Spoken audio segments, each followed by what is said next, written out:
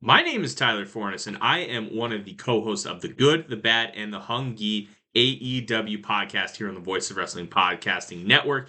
We take a broad scope approach to the world of All Elite Wrestling and the entire universe of Tony Khan.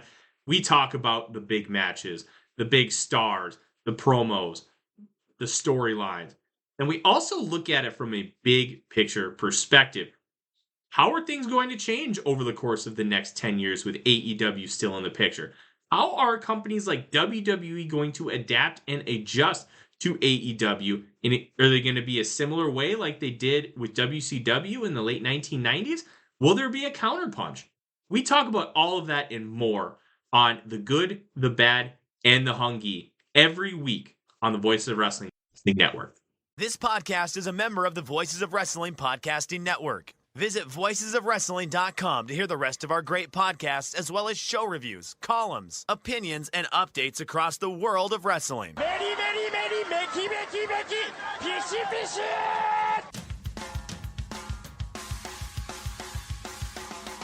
You are listening to the Flagship Podcast with your hosts, Joe Lanza. I hate the commentators. I hate the ring announcers. I hate the production. I hate the wrestling. I hate the interviews. I hate their promo style. I hate the way the shows are presented. I hate the way the shows are paced. I hate the video packages. I hate everything about this company with every fiber of my being. And Rich Crage. You know, he comes out and you're just like, ugh, gross. Like, look at this guy. In all the best ways possible. He's just the slimiest looking guy you've ever seen. I love him so much. He's so good.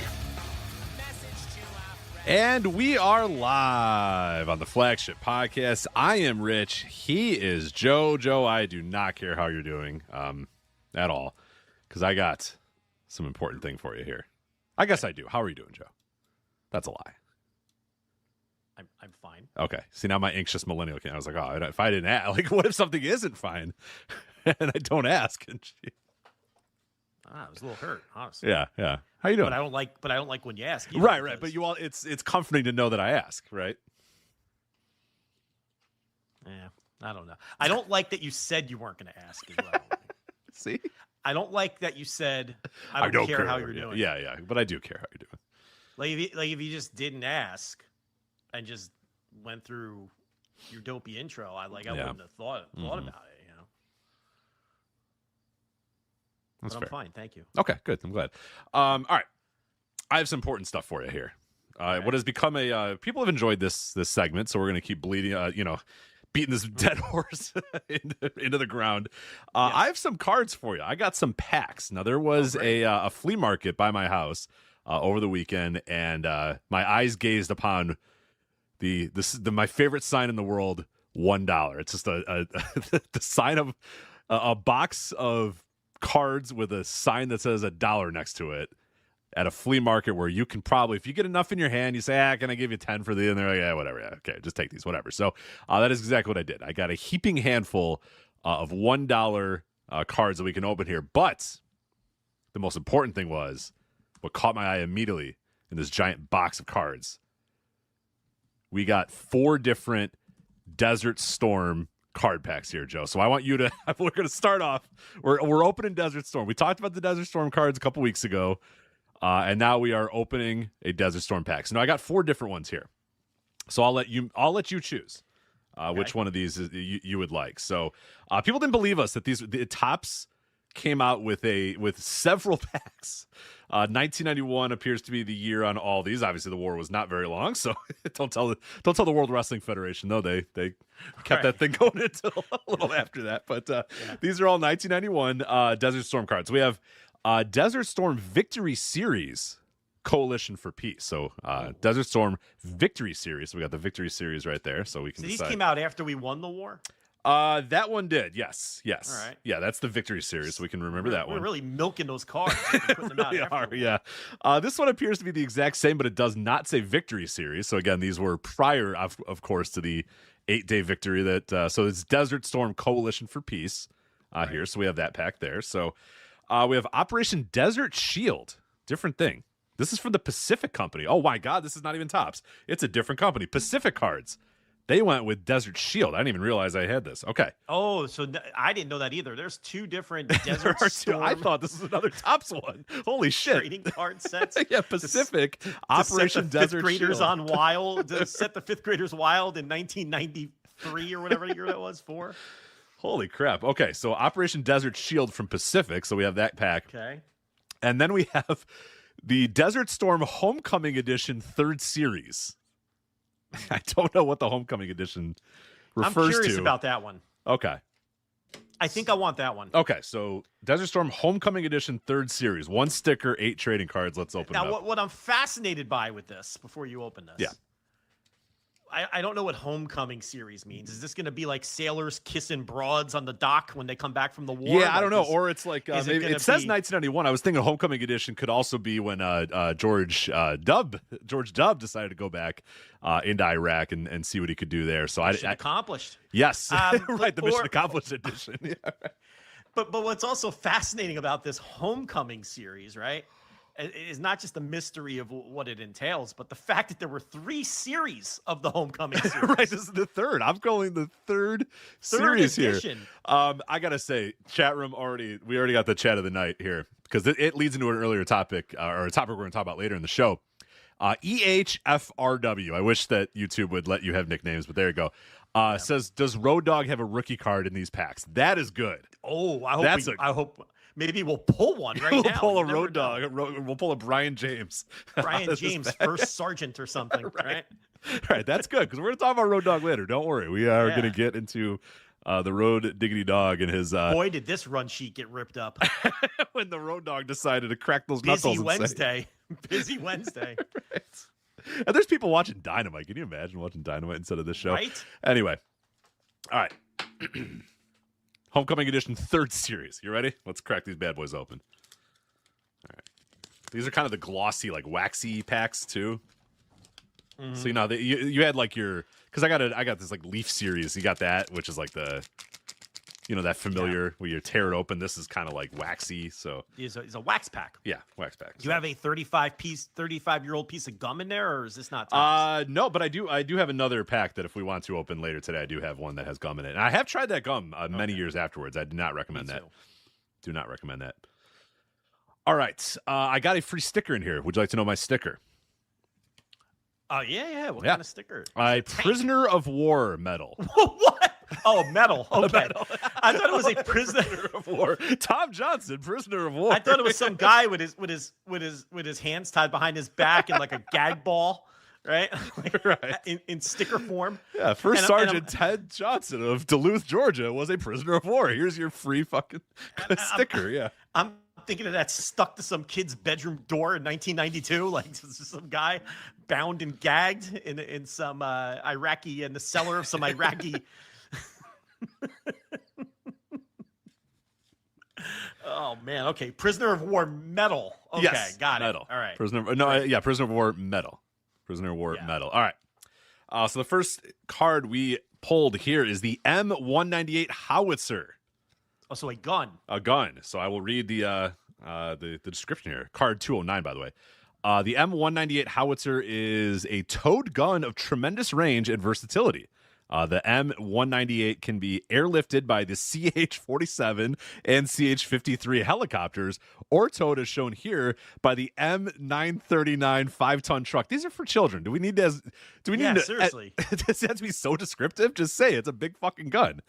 Like, it could be. It's by the CH-53 helicopter. Incredible. The gun table is filled with a screw-on double baffle muzzle brake. The barrel can be elevated by hand for firing at close range or depressed for point-blank firing. A trained crew of 11 can tow the 198 into position and ready it for firing in less than 5 minutes to get the howitzer ready to go. I will say I appreciate you schooling me on this howitzer gun.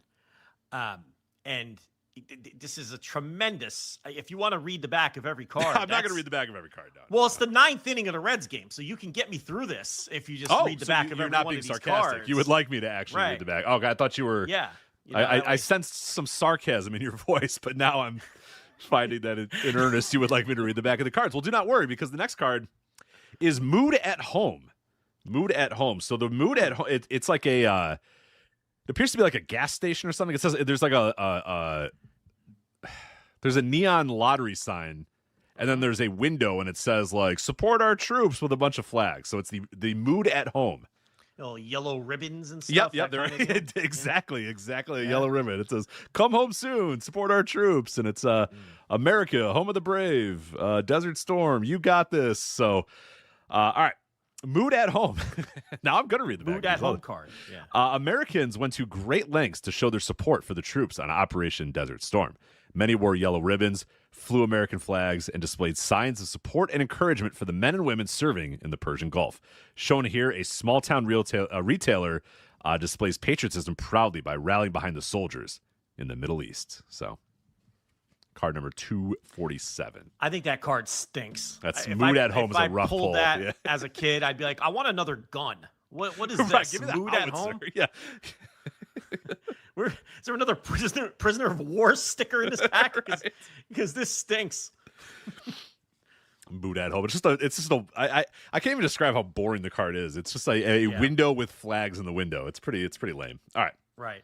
Heroes Welcome. This appears to be people coming off of a plane, a bunch of people waving American flags. Heroes Welcome.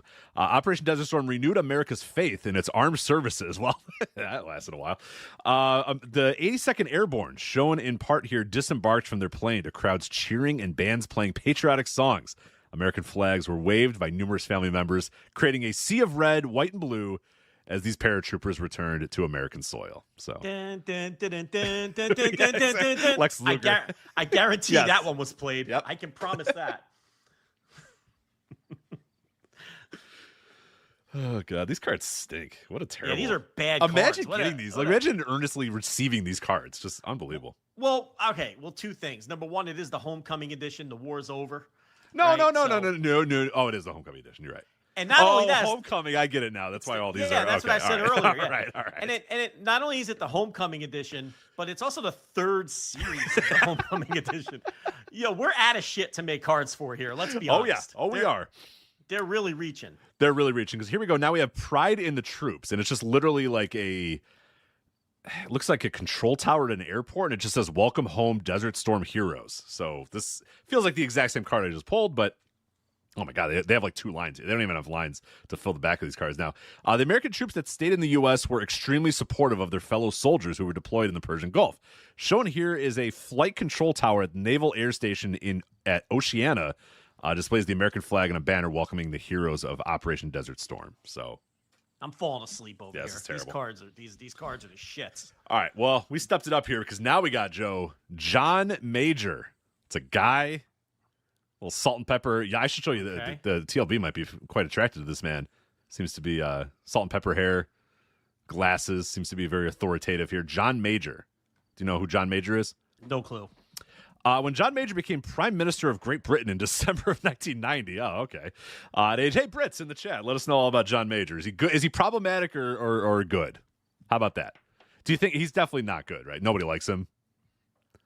Was he sacked? Nobody likes any Prime Minister, right? Has any Brit ever enjoyed a Prime Minister in the history? I never heard of him, but no, yeah, I mean, he's obviously not liked because he was the boss. He was the Prime Minister, so he's obviously hated. I'm sure the chat's lighting up. Got a lot of. We'll see. They haven't gotten to it yet. I think they'll be there in a second. So he was the youngest person to hold that position since 1894 as the handpicked successor of Margaret Thatcher. Okay, they're not going to like him at all. Well, there's no way. They hate this guy. They hate this guy. There's no way they like this guy. Yeah. Major has continued down the path of Thatcherism. Oh, they're not going to. The Wolves aren't going to like that one, Rich. So he probably did a nice job, honestly. No comment.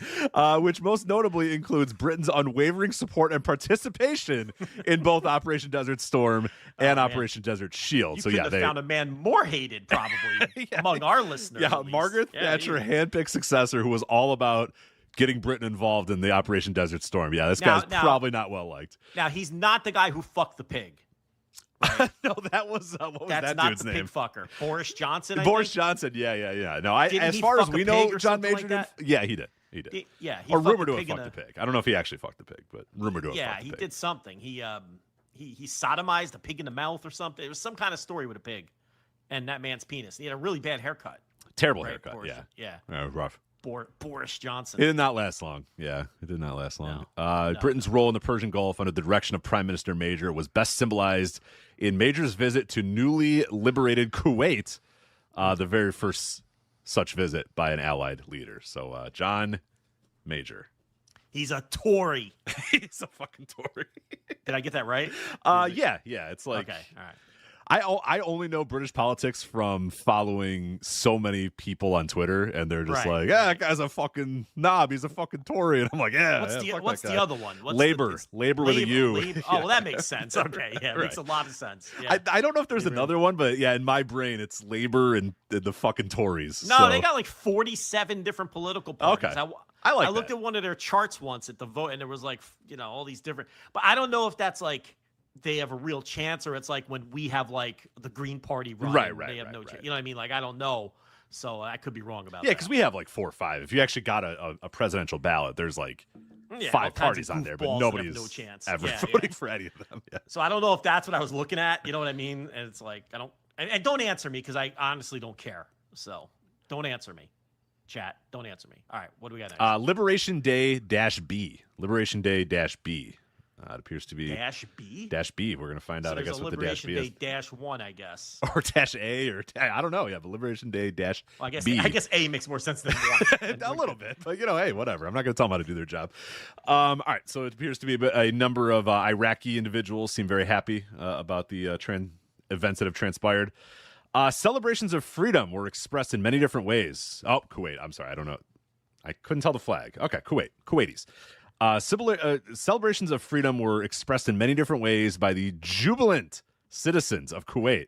Shown here, Kuwaitis draped themselves with their flag, as well as the allied nation of Saudi Arabia, whose troops were the first to enter Kuwait City in the ground offensive. They also displayed pictures of their beloved Emir Sheikh Jaber and King Fahad. All right. This pack's not great. It says worth fighting for, and it's just some troop hugging his family, so I'm not gonna read these Who cards. cares? Yeah, these cards stink. Imagine getting these. God, as a kid? Yeah. Imagine ripping this open and be like, cool. Like your friends are like, I got like a Ken Griffey Jr. card. I got Mike Piazza. Yeah, right. You're like, I got worth fighting for. Yeah, right. I got a Fred McGriff. Oh yeah, well I got worth fighting for. I got support from home. Yeah. So. The shits. Enjoy your Jay Buhner card. I got Jay Howard, or what's the fucking guy's name? What's this fucking Tory's name? John Major. Fucker. John Major. We don't know that I want to state we do not know that John Major fucked pigs. We do know Boris Johnson probably fucked pigs, but we don't know anything. One of them did. And we'll end here with the M11 howitzer. Back to the howitzer. Oh, well, okay. The 110. The M-110 self-propelled howitzer is a mobile gun sporting a 230 millimeter, 8 inches, cannon that can hurl a rocket-assisted projectile 32,800 yards. Just say 33,000 yards. Why do we have to be so specific? 32,800. Just say 33,000 yards. Come on, guys. What are we doing here? It carries a crew of 13 traveling at a road speed of 34 miles per hour. That doesn't seem that much. With a range of 450 miles. It has not... I can maybe... This is an air card here. Bad sentence structure here.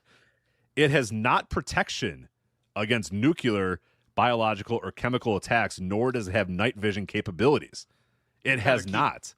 You better keep that one pristine and look it up on eBay. Put that in the sleeve right now. Yeah. Got it. What do they call those? There's like a catchy name. The kid's got a name for them now. Oh, do they? Yeah, it's not just like, I forget what we call them, but just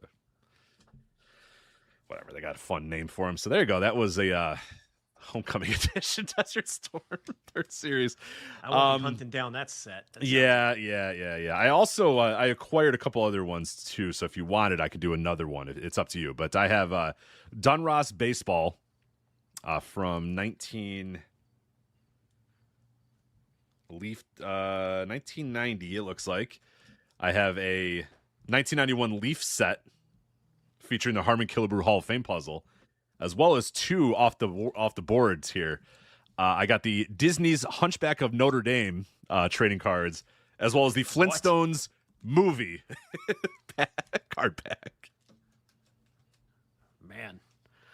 There's a lot of shows in the future. Yeah, you should that's fine. save them. Okay. That 1990 Donruss set is a lousy set. I mean, I think there's a Juan Gonzalez rookie, maybe 1990, Sammy Sosa rookie. But yeah, that's one of the. Not only is that a junk wax set, it's one of the worst junk wax. sets. Yeah. So there was a lot of those. I don't even think you're gonna get lucky with a good pull with that. You can't even get. You know what I mean? Like you think the whole thing? Like if you have an '89 set, maybe you pull like a Griffey and it's a 10, and you send it in and it's a 10. You get like $50 for it or something. There's nothing in that Donruss set. It's pretty rough, but sounds like a fun open for another show. Yeah, for sure. It does feature a Stan Musial puzzle though, so. Well, you got to go buy more packs and put the puzzle together. Right, I have to collect all 63 pieces to complete the Stan Musial puzzle. These fuckers want me to buy 63 different ones of these to complete a Stan Musial puzzle. And you just know that every box had the same piece in every. Of course. Yeah. Like there's no way you're completing that shit, without buying 500 packs of these awful cards. So I can't tell. This might actually be.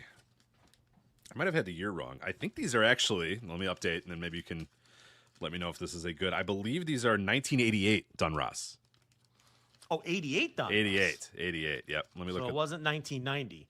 Yeah, the back says all. Yeah. Okay. No, it is 88. So that's good. That's gonna have your Mark Grace rookie. That's not. I don't think that's a great set either. What you want is the 88 traded sets. They've got some nice rookies in them. Let me Google that. Let me use the old Google machine. Yeah, Mark Grace rookie. Yeah, that's probably the best rookie card in there. That's the one you'll be looking for. I don't think I'm guessing I don't have it. You'll be handling it with like tweezers and like, I got to make sure this thing is pristine. Yeah, nah. See, then I like that whole, and then sending it in, and I just don't want to do any of that. Even hassle, right? Yeah, even if I had a nice card, I'd probably just like keep it. Just keep it. And put it on my. Let the baby take it later. Decide what he wants to do with it in 20 years or whatever. But yeah, sending it in, like I don't want to send it in. I don't want to get it graded. I don't want them to come back and be like, actually, it's only a 6.82. Then you blew $30 graded. Right. It's I don't bother with any of that either. Yeah, I don't want to send a card away. I don't trust that it's going to come back. It's like I'm not going to sell it anyway. I don't care. Just the whole thing.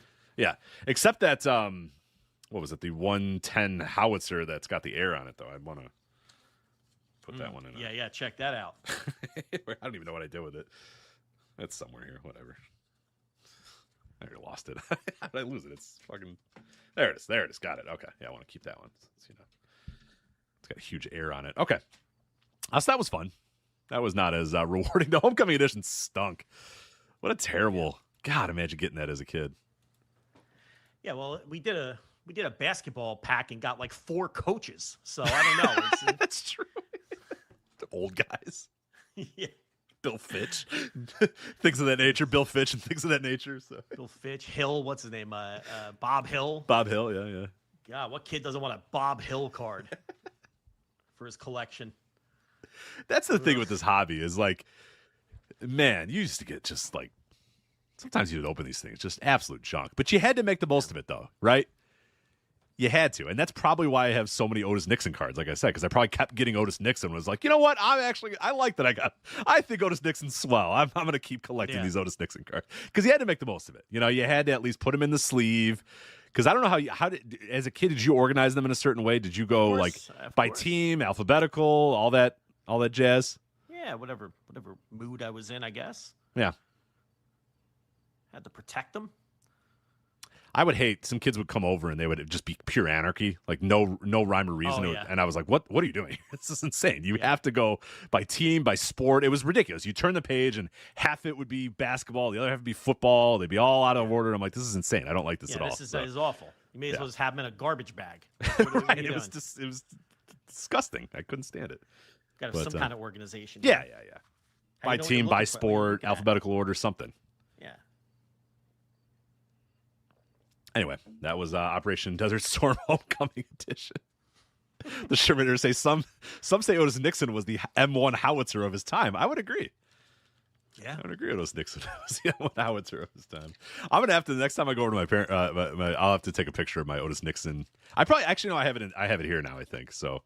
Because I don't think you understand how many Otis Nixon cards I have, and I don't know why. I don't know why. Hot prospect. No. I don't know why you did that. I have so many, and this is like late stage. It's not like, because I'm trying to think of like somebody in 1995 that was like a hot prospect that I was probably like, oh man, I better invest in every card I could possibly get from this guy because like he's going to be the next big thing in baseball.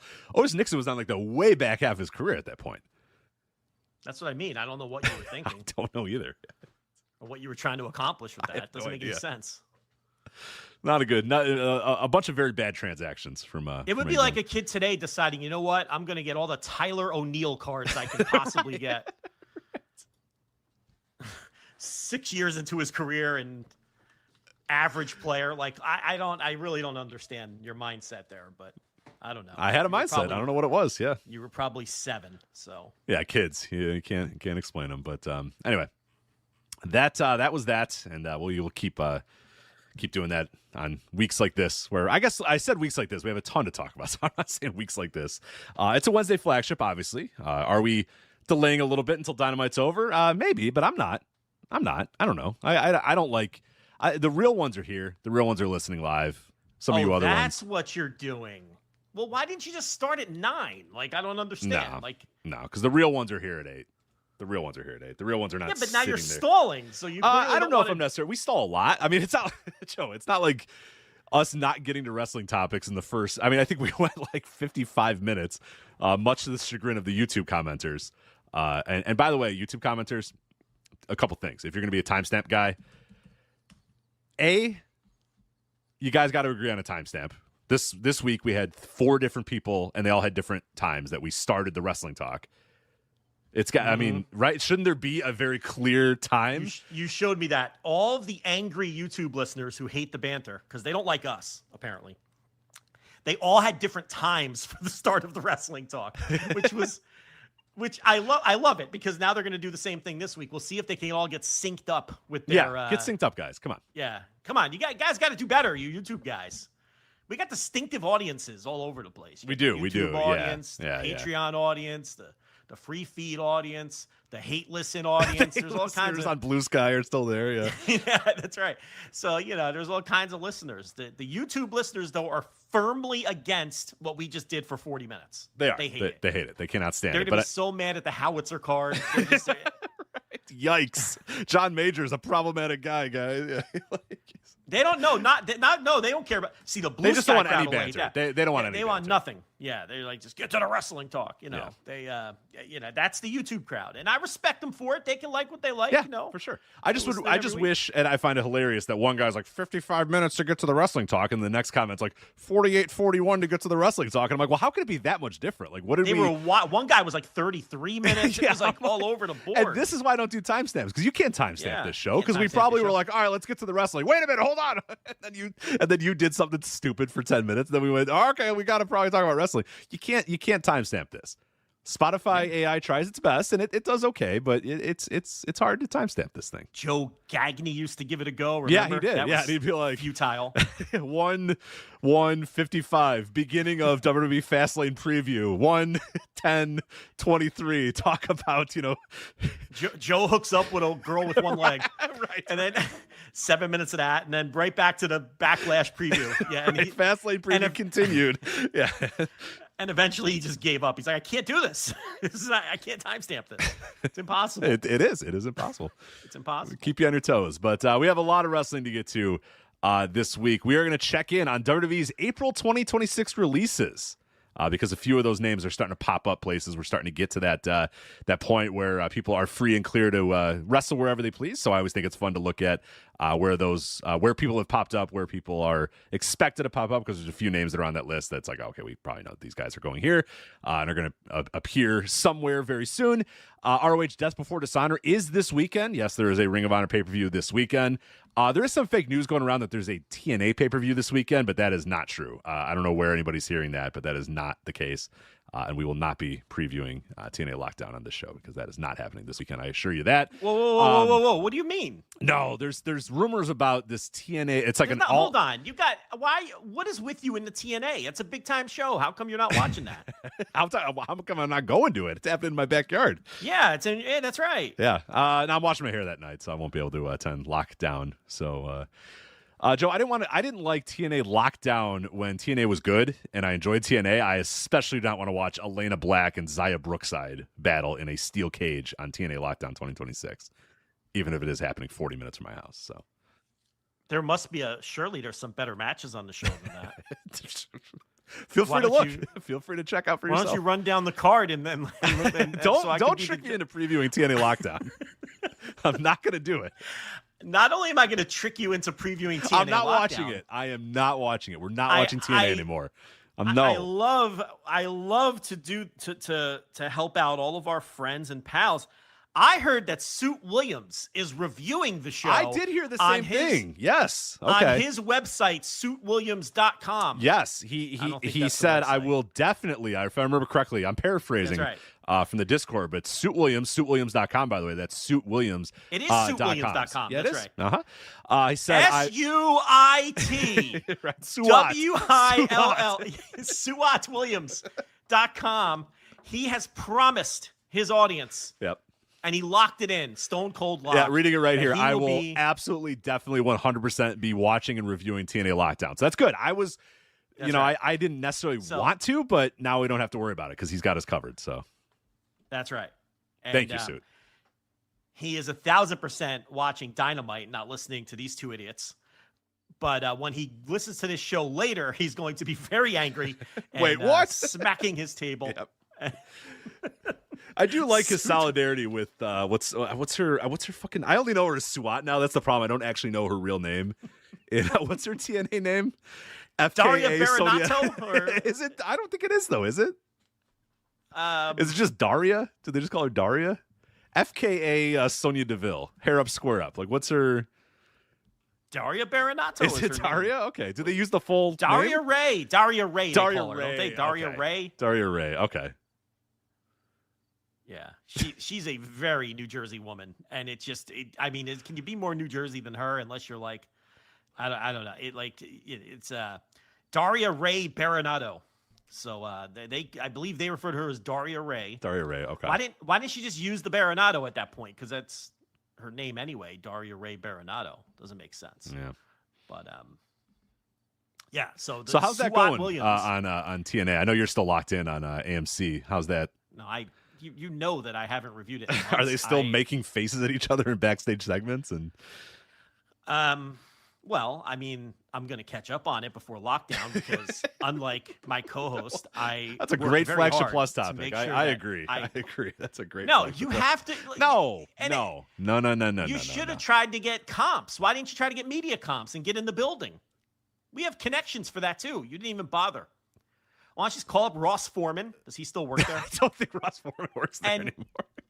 Well, actually, I don't know. He might. I think he does. I think it's, or whoever it is. And fucking Jimmy Jacobs, whoever the guy is now. Just go. And you should be there. And you should. I don't understand. It's a prime opportunity. So the last time I emailed Ross, his email was at Impact Wrestling. So I don't know if I have his... Well, I want everyone to know that the last time TNA had a pay-per-view in my neck of the woods, I drove to Dallas and I attended and reported. Not only did I go to that show, I hustled and worked hard and did the whole media junket with the wrestler and the post-match, everything. This man won't cross the street to go cover Lockdown this week. It's a little farther than across the street. It's at the UIC Pavilion, Quaint little city you live in Chicago. It's hop, skip, and a jump. Hop, skip, and a jump to get there. Yeah, disappointing. So what else is on that show? Tell me all about it. No, I'm not doing it. What? I gave you Elena Black and Xia Brookside, and I am done. So you're saving it for the review. What can I do to not do it? If running down the card gets me out of doing the review, I will do it. I'm not watching the show. I'm not watching 8 cage matches. What are you proposing here? This is the meme with the guy with the long hair that looks like Nick Wright who puts his fingers together. Wait, which one are you talking about here? Which one? Hold on. There's that meme where it's like people use it to propose bad deals. It's like a guy with long hair, and he looks like Nick Wright from FS1, and he has his fingers together, and people use it as it's a meme, and they go like, "I propose it." So yes. So what is your proposal? Trade offer, the trade offer guy. Yeah. Yeah. What's your trade? My trade offer is if I run down this card for you and throw you this meat, will this get me out of reviewing the show? Rich, if you commit to a review, a preview. Hold on. Let me finish. I misspoke. If you commit to a preview right here on the spot that has genuine effort, I'll let you out of watching and reviewing the show. Define genuine effort. Like, you have to give a little bit of analysis, but you're going to be the person throwing the matches to me, so I'm really going to be doing most of the work. Do you know what I mean? So yes, I do know what you mean. Yep. Right. So I accept that proposal. Okay. And then I think what I've done here is inadvertently locked myself into reviewing TNA Lockdown, I think is what happened. I think you have, yeah. But that'll be great. Suat Williams has it covered over at SuatWilliams.com. He does. Suat Williams got you covered, yeah. A sister Shut site up, of ours, I'm talking, Williams.com. So. Yeah, it he's affiliated with us, obviously. He does a lot of, so it's always nice to shout out the work of the people who are tangentially in our orbit. So yeah, he's going to handle that. He does great work there too. I'm sure his review of TNA Lockdown 2026 will be fantastic. So go over to sporterwrestling.com for Chris Sampson's work as well while you're at it. In fact, Chris was telling me earlier today that he was going to watch TNA Lockdown. I think he's got tickets, in fact. Oh, so does he? Wow. He might be able to give us the live perspective of the what TNA I will do is show. I will email Ross at the old email address I have that I haven't responded to. Yeah, that's right. I haven't talked to him since 2019. I think when you and I got credentials for United We Stand or whatever. But I'm sure I'll just reply to that email. Ryohei Rec Center, of course. I'll just reply to that email. And a very nice guy, by the way. I remember meeting him there, and he gave us like a lanyard, and I'm like, dude, I'm just kind of coming to the show, man. Like, I'm not doing anything. I don't need this. Like, but you're professional operation. Professional operation. I snuck in anyway, even though I didn't have to. I don't know why I did that. Credentials. I was like, did you get your lanyard? Like, no. I'm like, you saw me tiptoeing in like a thief. You're like, what are you doing? We're allowed in. I'm like, your name. They have your name at the table. I saw how you work. Watching Joe at a wrestling show is fascinating. The way you conned your way into WrestleCon, I don't even know. You just talked to the guy for 25 minutes. Yeah, and then I just get in. Yeah, and then you just walked past him, and the guy didn't say a thing. You're just like, hey, how's it going, pal? How's it going, buddy? How you doing? You did it. Yeah. Haven't you ever seen Fast Times at Ridgemont High? Just act like you belong there. That's all. Just act like you're supposed to be there, and no one, that's all you need to do. If you pat yourself down, you're like, oh, I don't have a ticket to this one. Just find a guy at the door and chat him up. Be personable. You're well read. Yeah, and it wasn't even like it wasn't like Rob Vite. It was just like a random guy that worked at the Midtown Manhattan that you're just talking up, and you're like, all right, yeah, I'll see you later, Chief. And then you just like tap him on the shoulder and then walk past him. And you're like, come on. And then like 4 of us followed you, and then we all got into the show for free. Yeah. Because I was about, you're like, no, don't buy tickets. I got it. You're just like sitting Rob there. Bahari, log out. Don't listen to this. Right, sorry, Rob. Yeah. I don't even know what show it was, honestly. It was WrestleCon. It was a WrestleCon Super Show. I know. It was was it the Super Show or was it? Yeah, it was WrestleCon Wasn't the Super pancake Show. Gimmick or something? I wasn't there for that. I was there for WrestleCon Super Show. All right. I'm sure you stole your way into the pancake show. I had tickets for a lot of these. Sometimes you're like, you don't remember what you have. You know? And you're just like, oh, well, you got to do what you got to do, But so what I'll do then, since I know that Chris Sampson's going now, I did not know that SporterProWrestling.com that he is locked in for TNA Lockdown 2026 live and in the building. I will let Ross Foreman know if he is still an employee of TNA. Ross Foreman's going to write you back. He's going to say, hi, Rich. I hope all is well. I haven't worked for TNA since 2021, but... Garrett Kidney has probably already sent us a Slack message telling us that Ross left the company in 2020, but... He's a nice enough guy that he'll reply, though. He's not going to, like, let it hang, I don't know. Well, I don't know. He probably wouldn't get that email because it would go to Ross Foreman at, ImpactWrestling.com or whatever the fuck. Right. So, yeah. He's probably tired of Mike Elgin's emails constantly, so he's just like, I'm not logging back into that one.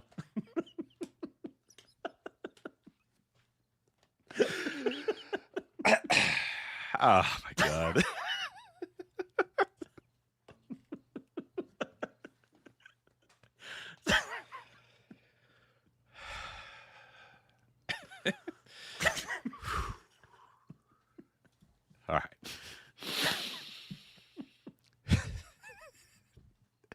TNA and Lockdown. another thing. TNA Lockdown 2020. Ask any woman that worked there. Yeah. Did you see? Somewhat speaking of, did you see our guy Larry Dallas had a all-time poster? Yeah, Larry Dallas. We love you, Larry. Stop. We can't. Love you, Larry. This will never get on track. You can't. All-time poster, but poster Hall of Fame. Oh, God. First ballot poster Hall of Fame, Larry Dallas. I just love it. It's like a meteor, in the sky. It's just every like 9 months. It's just like, whoa. Like you get a notification on your phone that there's like, there's a meteor shower in your skies tonight. You're like, oh, cool. I should go look. And I know you're running right outside for that. Oh, absolutely. Yeah, I that. never see it. I've never once seen it. It's cloudy. It's like thinking, I don't know, whatever. But you're pushing the nurse out of the way like Costanza running from a fire. You're like, get out of here. The comments. Meteor shower. I gotta go watch this. Yeah. Trampling the baby. TNA Lockdown, live from the Credit Union 1 Arena, formerly known as the UIC Pavilion. The aforementioned Xia Brookside will put her TNA Knockouts World title on the line against Elena Black. That should be surely a matchup worthy of a steel cage match. That's in a steel cage, you said. Yeah, it's TNA Lockdown, brother. They're all in steel cages. Oh, the worst gimmick pay-per-view of all time is having every match be in a fucking steel cage. I cannot. Dusty's legacy. Yeah. Dusty's TNA legacy. Yeah, awful. Yeah. The System, Eddie Edwards, Brian Myers, Bear Bronson, and Alicia Edwards will be facing in a lethal lockdown, the ripoff of War Games, Ricky Sosa, Fabian Eichner, Casey Navarro, and Jada Stone. I have no idea what brought those 4 people together, but God bless them. Oh, just getting Ricky Sosa started. We gotta break him in with something on the undercard. He's been there for like 8 months. They signed him in February. He didn't do much to start off. No, though. He was finishing up his indie dates, and give it time. Let it play out, as they say in the biz. Right. Let Hunter Johnson come up with the story for this guy. Give him a minute. Cedric Alexander will be defending the TNA X Division Championship in a steel cage, of course, against Leon Slater with the stipulation that if Leon Slater loses, his previous title reign will be erased from history. It'll be off the books. It will have never existed. I saw this stipulation. It's pretty fucking stupid. I don't like. First of all, it happened. We all saw it happen. It's like when, like in college sports, when they strip a team of a championship. It's like we saw them win it. Like Reggie Bush ran for those yards. We saw the push. Right. We saw Matt Liner get pushed into the end zone by Reggie Bush. That all happened. We saw. And is there going to be any fan out there who's going to plunk their money down for this pay-per-view and because they're on pins and needles as to whether Leon Slater's X Division title reign will continue to be recognized or not? I think sometimes wrestling creative people just outthink themselves. You know what I mean? It's just a dumb stip. It's dumb. He's going to win anyway, probably. But it's like, I don't know. I hate that stip. I can't stand it. It's weird. Yeah. And I watched one video because I was kind of curious how they got to that point. And like, this story's okay. It's like Cedric's like, I'm going to erase you from history. Like, get out and Slater. So I get it. Like, from a standpoint of Cedric Alexander, it makes sense that he's doing it. But yeah, from a kayfabe standpoint, it's kind of strange that the company. Well, how about this? How about this then? We all know Leon Slater's leaving soon, right? We all think so, yes. If you're booking him to win this match, whether you're booking him to win the match or lose the match, why not just make it lose or leave town? That has more weight to it, and people care about that more. Yeah, people care about that more, yeah. So just do lose or leave town. And if he's not leaving, he could, like, if he's winning the title anyway, it's no big deal because he's just going to win the title. But if he is leaving, now you have a storyline reason why he's leaving. See, if Tom Dream would have just listened to me all those years. He'd still be there. Because that's a far more logical stipulation for the situation at hand than whatever this nonsense is that no one could possibly care about. All right, if Leon Slater loses, what are fans supposed to do? Be in a blind rage because his title reign won't be? We have to ask the fine folks at Cage Match, and I know they're listeners, many of them. What are you guys going to do? How are you going to handle that if Slater? Right. Do they have they had like an all hands on meeting? They're like, all right, everybody get on a Zoom call. Like, what's going to happen this week? Well, I tell you right now, many from Cage Match, listen, I want an answer to that. Yeah. Listen, you fine Germans handling the cage match. I want to know how you guys are handling this. Now I want Leon Slater to lose. It's so much better for the discourse. Yeah. So, see what happens here. Joe got me excited about fucking TNA Lockdown. Okay. See? But we'll just wait, because what's coming up next will surely eliminate that. Frankie Kazarian and Moose in an Escape the Cage match. So it's a cage match, but Escape the Cage rules. Oh, these are like Bruno Sammartino. Yeah, Bruno rules. Yeah. World Wrestling Federation rules here. So mixing it up a little. Yeah, All right.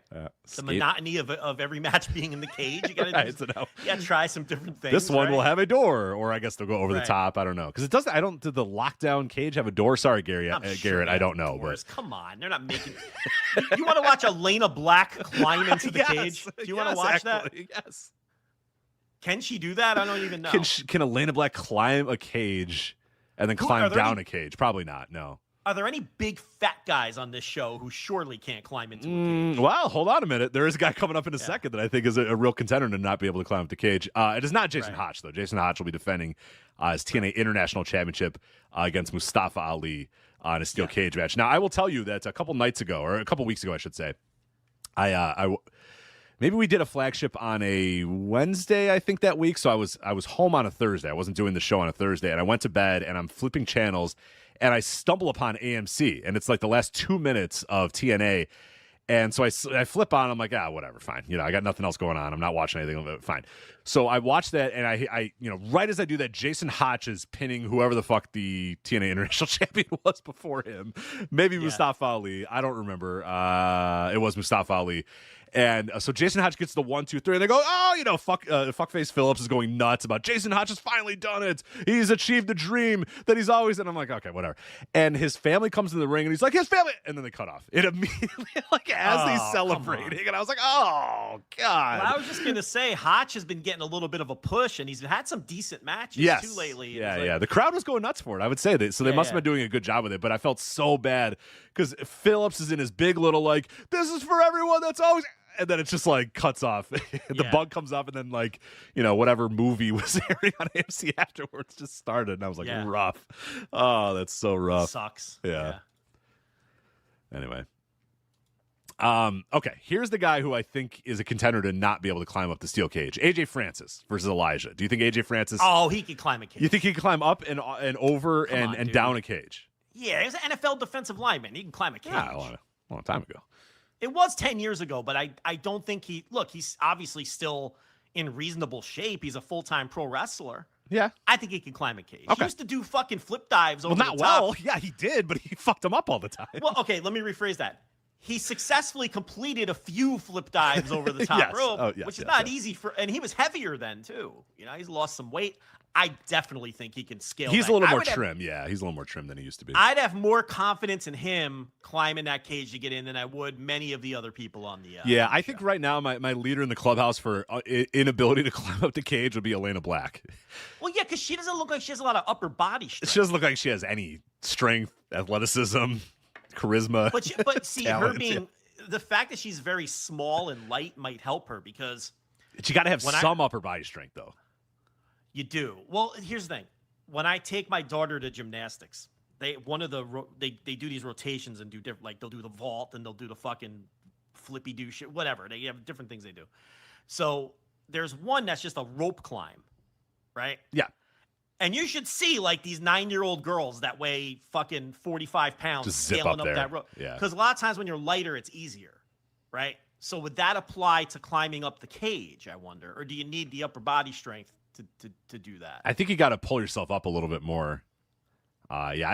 She right now of everybody I've listed, maybe Alicia Edwards, but Alicia Edwards I feel like has that, like you're talking about, is so thin and so small that she could probably get up there pretty quickly. Alicia Edwards, she's kind of slight of build too. Yeah, but she at least like kind of appears to have maybe at one point in her life been an athlete, whereas Elena Black is. Okay, what kind of is this a chain link fence style cage? Yes. That makes it a little harder because if it was like the old, like if it's the bars, the cross. Ask Homicide about that. Yeah, it's not easy.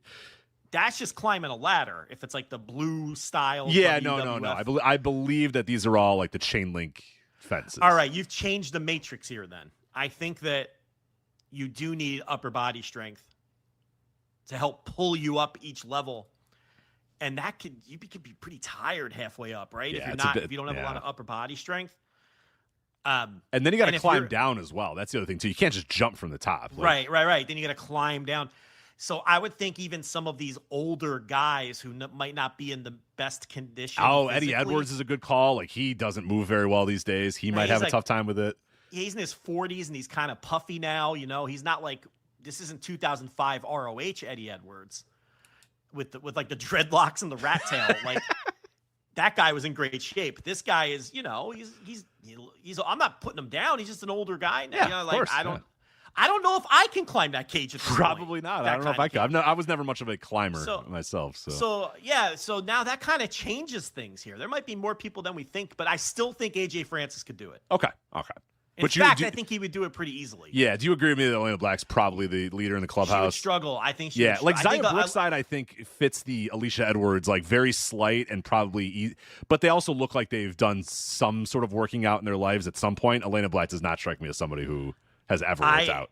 My confidence levels are the highest in Xia Brookside, and I have the least confidence in Alicia Edwards. Okay. I have the least confidence in Alicia Edwards. So you have Alicia under Elena Black? I do. Okay. I do. Okay. Well, luckily they have a door, I think, but I think if someone's working there that's listening to this, get rid of the door, and I think the fun of the show would be making everybody have to climb in to see how they can get in. Okay, so AJ Francis will be facing Elijah. Can Elijah climb in the steel cage? He's a big guy. He's a strong guy. That might not help him. Like you said, weight might be an issue there. Weight could be, gravity. Like, I don't think this is. That's a fight against gravity the entire time for Elijah. It's a fight against gravity. You got to get your feet inside them little holes and you know what I mean? Like if you got big wide feet. I don't know, man. I think I'm willing to bet half the people on this card can't climb that cage and get over. This one, oh my God, this one's gonna be full of people that are gonna have some trouble. One's gonna have trouble just because of the fact that she's like 4'2". Demon X Bunny, Rosemary and Allie, your TNA Knockouts World Tag Team Champions in a steel cage match against the Elegance brand of M by Elegance and Heather by Elegance. Heather is gonna struggle because she is literally 4'2". I don't think she's gonna be able to get the leg over the top. Is going to be a problem for Heather by Elegance. You see what I'm saying? Yeah, I do. I think that lighter weight might actually be a help if you have. Oh, she'll get up there quick. Strength. I don't know if she can get over. She's going to have to just like propel herself over the top, and then. Let me tell you something. I've seen these 10-year-old gymnasts, and every single one of them could do it. I see them every week when I go to this thing. The way they scale up that rope.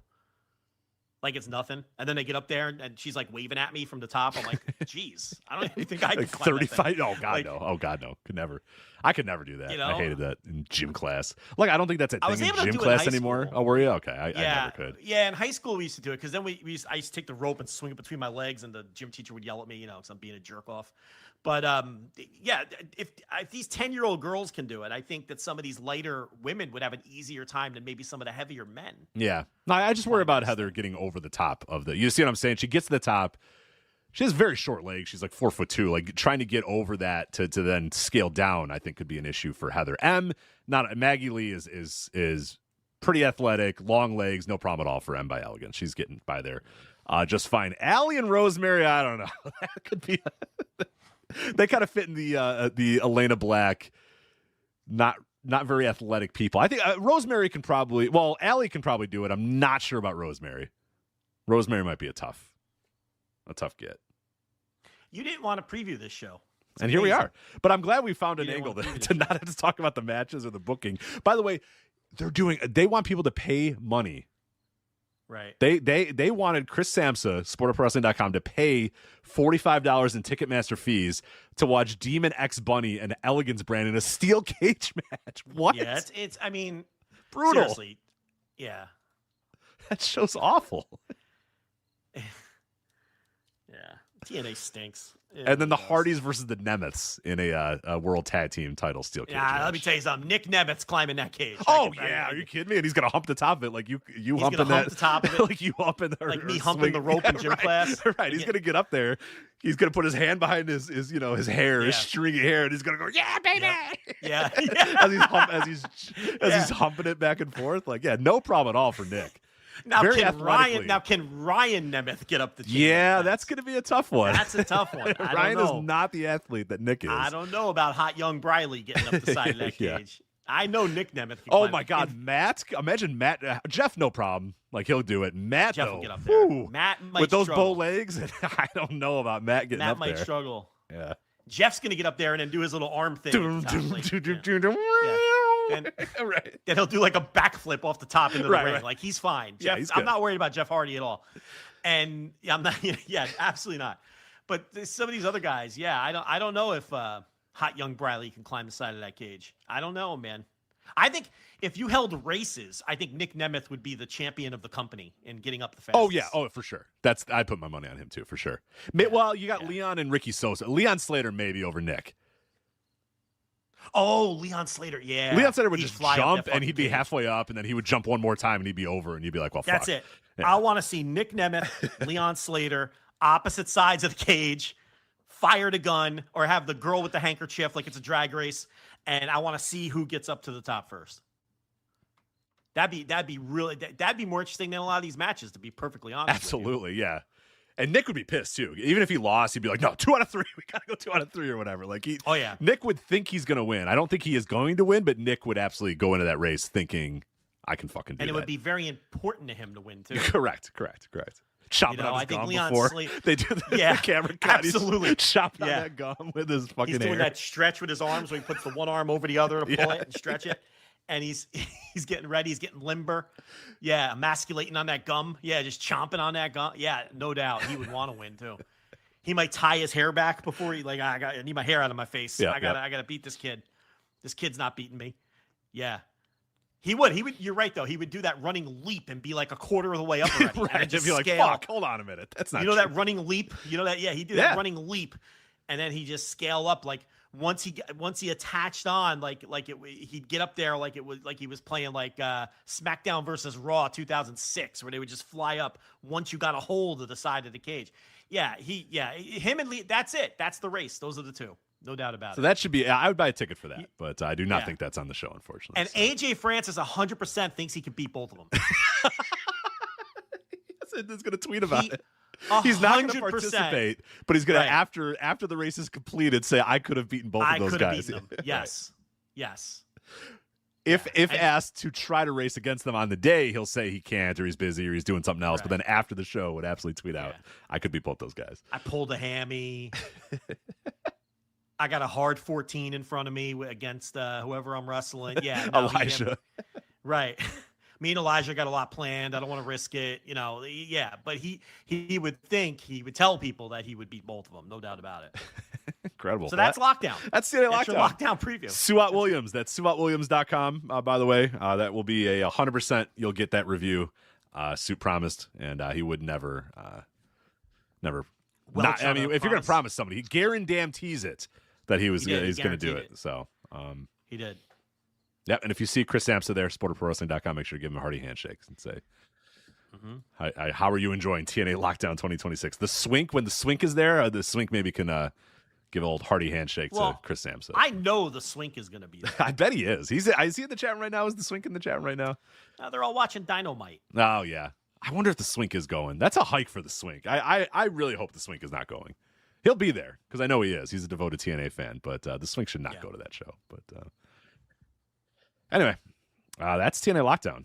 But no, and truthfully, I'm not going to that show, by the way, for anybody think I'm not being sarcastic. I would never in a million years go to TNA Lockdown. All right.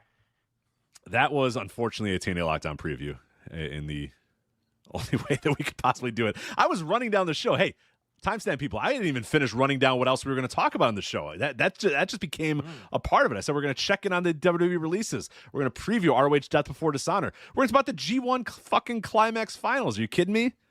Ryohei Oiwa, Yuya Uemura. We're going to talk about the final match. We're going to talk about Hiroyoshi Tenzan's final match of his career and some other topics along the way as well, and maybe do a check-in on Stardom. 0-1, the Fire Festival finals. We're going to talk about on that show as well. So you did a flagship Patreon show earlier today about what nights 8 and 9 of the Fire Festival, and we'll be covering night 10, which is the final night of the Fire Festival, including the finals with Nakajima and Masato Tanaka. So that will be later in the show. So We have, I think we probably got to talk about G1 at this point, right? Or no, hold on. Road Diggity Dog. I forgot about Road Dog. Let's do that first. Let's do Road Dog. So for those of you that didn't see the story, old BG James, the real Double J, said today, and I will get his exact quote here. All right. So the Fightful headline is, Road Dogg claims he was turned away from AEW because of his political/core beliefs. Brian G. James on Twitter says, actually, I was turned away because of my political core beliefs. That happened in America with the American flag. I didn't. Oh, sorry. So some guy asks him, sir, if you really want a job in AEW, shouldn't you be publicly arguing with their executive vice president of communications like that? So who's he arguing with? Who's the AEW vice president of communications that Brian James is arguing with? I don't see him arguing with any. Oh, no. It's a Dave Meltzer thing. Okay. Yeah, it was a Dave Meltzer joke because he was arguing with Dave Meltzer. Hey, he works for AEW. Yeah, I got it. Yeah, all right. Yeah. What a knee slapper that was. I get it now. So sorry. Dave Meltzer was arguing with Brian James about the tag team titles and how it's beneath certain people or whatever. So Brian then says, my bad, Dave. I forgot when it comes to wrestling, only your opinion matters. 5-star tweet, sir. Hashtag got me. Hashtag ouch. Hashtag suck it. So not angry at all. Let me explain to people. He made a tweet saying that the tag team titles were beneath the Guns. Now, obviously, he has a relationship with the Guns because he was a tag team partner of their father for 10 years or whatever, 15 years. So he said the tag team titles were beneath them. Beneath Austin and Colton Gunn. Right. So Dave replied, he's like, Dave was basically saying, look at the people who have held those tag team titles, the Young Bucks, Kenny Omega and Hangman Page, FTR. So you're saying that all of all of these people are beneath Austin and Colton Gunn? I mean, it's a preposterous thing to say. And Dave went on to say that the only reason you have that mindset is because of where you worked for so long. You know, his exact words were that it was a fed brain thing to think that tag team titles would be beneath them when AEW treats their tag teams and their tag team titles with a bit more reverence than WWE has historically done, you know, since the Vince McMahon era, which was a good point. Now my whole thing is, you know, Road Dogg, I don't know why he would think it's his political beliefs keeping him out of the company. When does he think that no Republicans work in AEW? I mean, this week especially. I mean, of all weeks, to have the I wasn't hired because I'm a Republican stance is a weird one, given, you know, very strange. And here the thing is, Road Dogg doesn't have I've never seen him have off the wall political opinions. I haven't seen him say anything wildly controversial. I haven't seen him say offensive, extreme right-wing things. So it's not that's not what's keeping him out.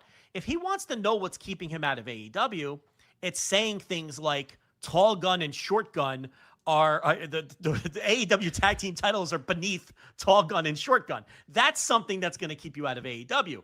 Publicly saying for years that wins and losses don't matter in pro wrestling is something that's going to keep you out of AEW. Everything he believes in pro wrestling runs totally counter to what AEW believes in and what Tony Khan believes in when it comes to pro wrestling. Just today, during this little spat that he had with Dave Meltzer and then later David Bixenspan, which we'll get into that, he went on to say that, well, this is pro wrestling where the wrestling doesn't, I'm paraphrasing. He said the wrestling doesn't really matter. It's about entertaining people. Dude, you keep saying things that Tony Khan is not going to, these are not things that are going to endear you to Tony Khan if you want a job there. Right. Wins and losses don't matter. Wrestling doesn't matter. And the Guns are better than the tag team titles. Right. Your tag team titles are beneath this lower card tag team. Wrestling doesn't matter. And wins and losses don't matter. Those aren't things you should say in a job interview with Tony Khan if you want to work in AEW. In fact, those are 3 things you probably shouldn't say because they'll immediately get you thanked in a hearty handshake and sent out the door. So that's why he doesn't work for AEW. It could also be because What the fuck has he ever successfully booked? We talked about this before. His one regime where he was in charge of SmackDown was critically panned even by the most hardcore WWE sycophant fans. They hated his booking. Yeah, the clapping seals didn't clap for his shit. It was that bad. They didn't even like his shit. So it's like there's no track record of success booking pro wrestling. He has core beliefs that just go completely against what Tony Khan believes in pro wrestling. So there's a million like real job-related reasons why they wouldn't be interested in hiring him. You know, what does he bring to the table besides things that Tony disagrees with? You know, so I think obviously he's out of his mind if he thinks that it's his political beliefs when, again, I'm sure political / core beliefs. He always kept using political / core beliefs as well. Yeah, and he kept saying, "Oh, you know, I'm not apologizing for the way I was raised." No one's asking you to, buddy. And that's like. But if you think the reason you're not working in AEW is because Bullet Bob Armstrong voted for Richard Nixon 3 times, you're nuts. Like, that's not the reason. The reason is you don't believe in what Tony believes in when it comes to the job. We can all see that. You've admitted it. You admitted it today. You said 2 things today that I'm sure Tony Khan saw and said, well, I'm glad I never called that guy because, you know, there's just no way. And if he did have a conversation with Road Dogg, I'm sure Road Dogg espoused all of, you know, the beliefs that didn't get him fired. His pro wrestling, his shitty pro wrestling beliefs. Right. You know, if they even had a conversation, which I'm not even sure that they ever did. But then he was blaming David Bixenspan and some screenshots that he took of things that he had to say politically or something.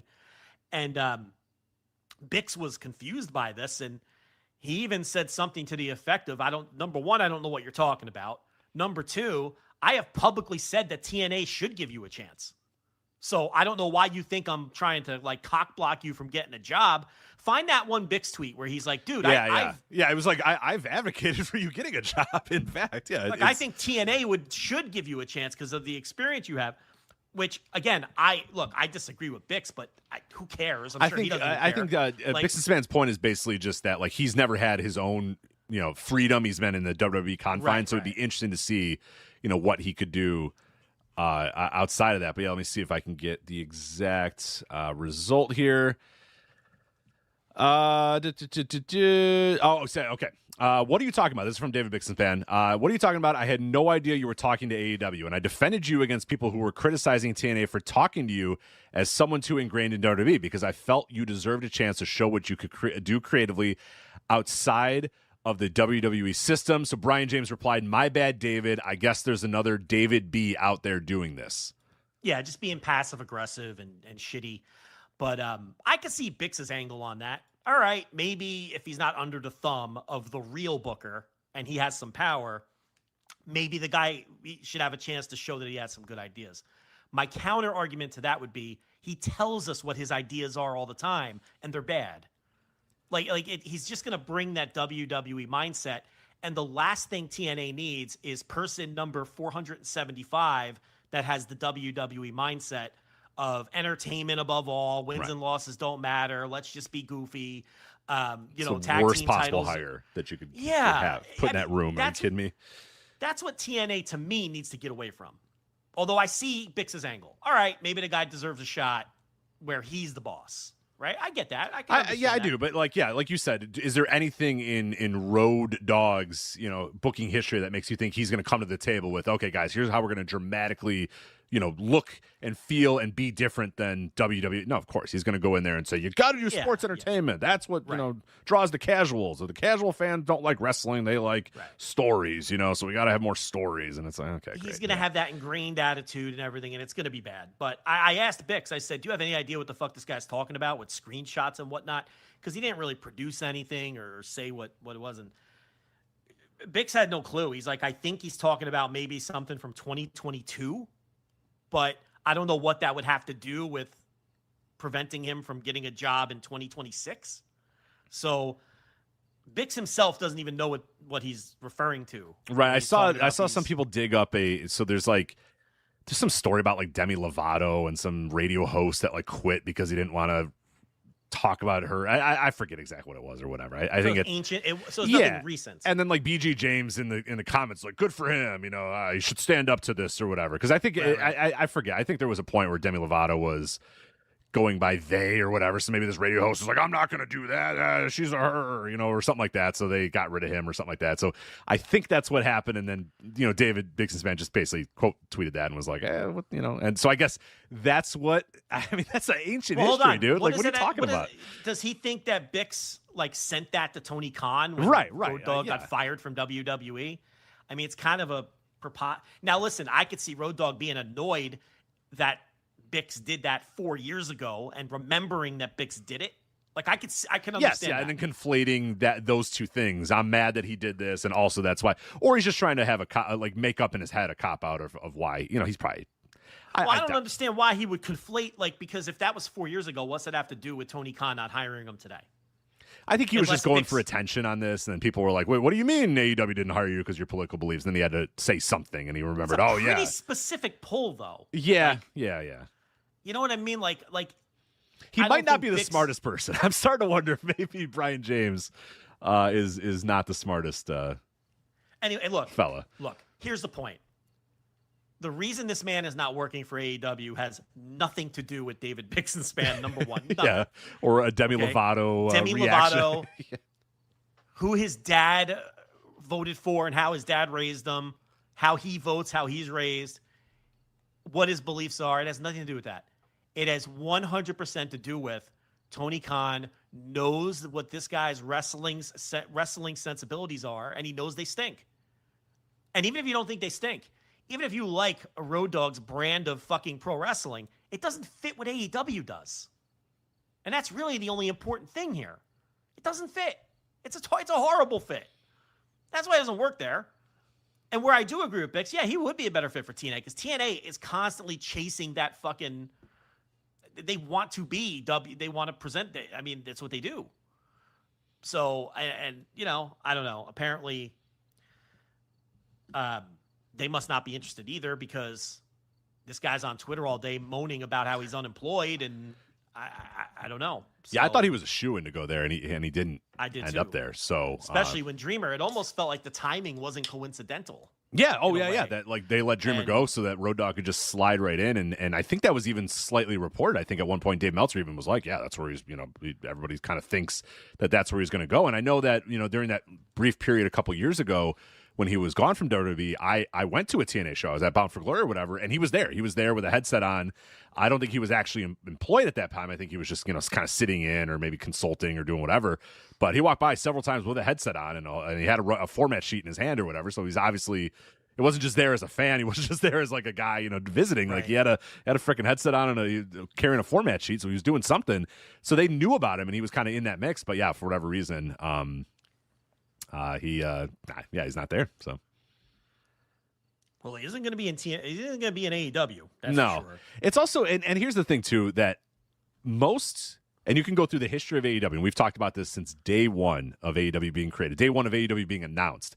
Is that it was going to be the most scrutinized promotion in wrestling history, and we were right on that, and people argued at the time, and it's like Jesus Christ, look at where we're at now, for God's sakes, it's worse than we could have ever imagined it would be. Yeah. But one thing that's been true from day one is that much of the anger about AEW is largely rooted in those guys won't give me a job, that guy won't give me a job. A lot of these people want jobs there, and when they don't get jobs there. That's when they launch into fucking tirades. Eric Bischoff was all, hey, Tubby's a great, blah, blah, blah, blah, blah. And then Tony said, yeah, I don't really want to hire you. And AEW sucks. AEW's garbage. Blah, blah, blah, blah. Well, okay. All right. Let's just clarify that. What happened was Tony was booking him semi-regularly to come on Dynamite and do stupid little. Yes. And then Tony. He'd be a judge or do that sort of shit. Yeah. Yeah, Tony offended Eric because he said something, and I can he said something about Ted Turner, or like something about Ted Turner. I forget what it was. Something about WCW, Ted Turner, whatever, and that really, and it was something also about Eric, in that, I don't remember the exact quote, but it was, I'm going to be. It was something about whatever. It was something that Eric took offense to. That is where the relationship went into shitter. Tony never brought him back to Dynamite. And then Eric has been on his crusade ever since to always take the most negative, always view anything involving AEW through the most negative lens. So that's where that comes from. And Eric always, praising WWE, because the thing with Eric is he's always working. We know that. Yeah. And he kind of saw that the AEW door, but it just speaks back to your point. The AEW door was now closed for him. So there's no point in no longer in kissing up or keeping your mouth shut. But he probably doesn't view the WWE door as entirely closed. So you have to remember with Eric that there's always an angle with him. He's always working his own audience. He's always making sure that he's working other people in wrestling and keeping those doors open.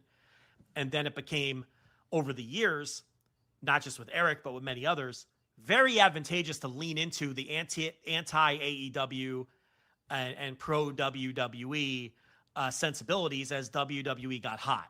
Right.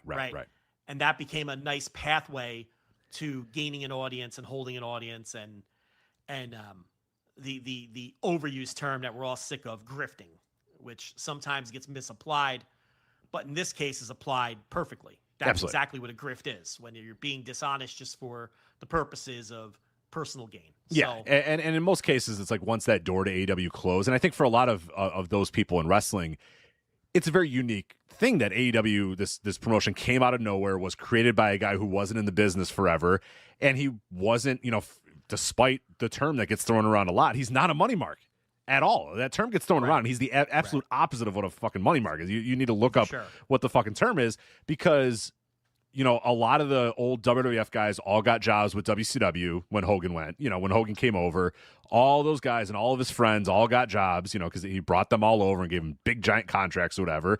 And then TNA largely followed that same path, is that when TNA got founded, there was a bunch of new and exciting, wrestlers in TNA, but a lot of those people were old cast-offs from WCW, cast-offs from WWF, cast-offs and so a lot of the backstage people were cast-offs. Behind the scenes. Yeah, a lot of the behind the scenes were all people that had worked in the business forever. So it was wrestling experience, come on down. Right. You've been in the major league, you've been in WWE for a while, and it was always a good safe haven to get. And then, when Dixie was there, she would kind of fall into the trap of all these ex-wrestlers or whatever and get worked by them all the time and hire all their friends and all that sort of stuff. So it was always an easy path to, you just, whoever the new promotion is, just, grease the, Eric Bischoff, you could grease him nice and easily. And Hogan certainly did. And then, of course, Dixie, you could sort of get in and do that pretty well. So here comes Tony Khan, and everybody thinks, we got another mark. Here we go.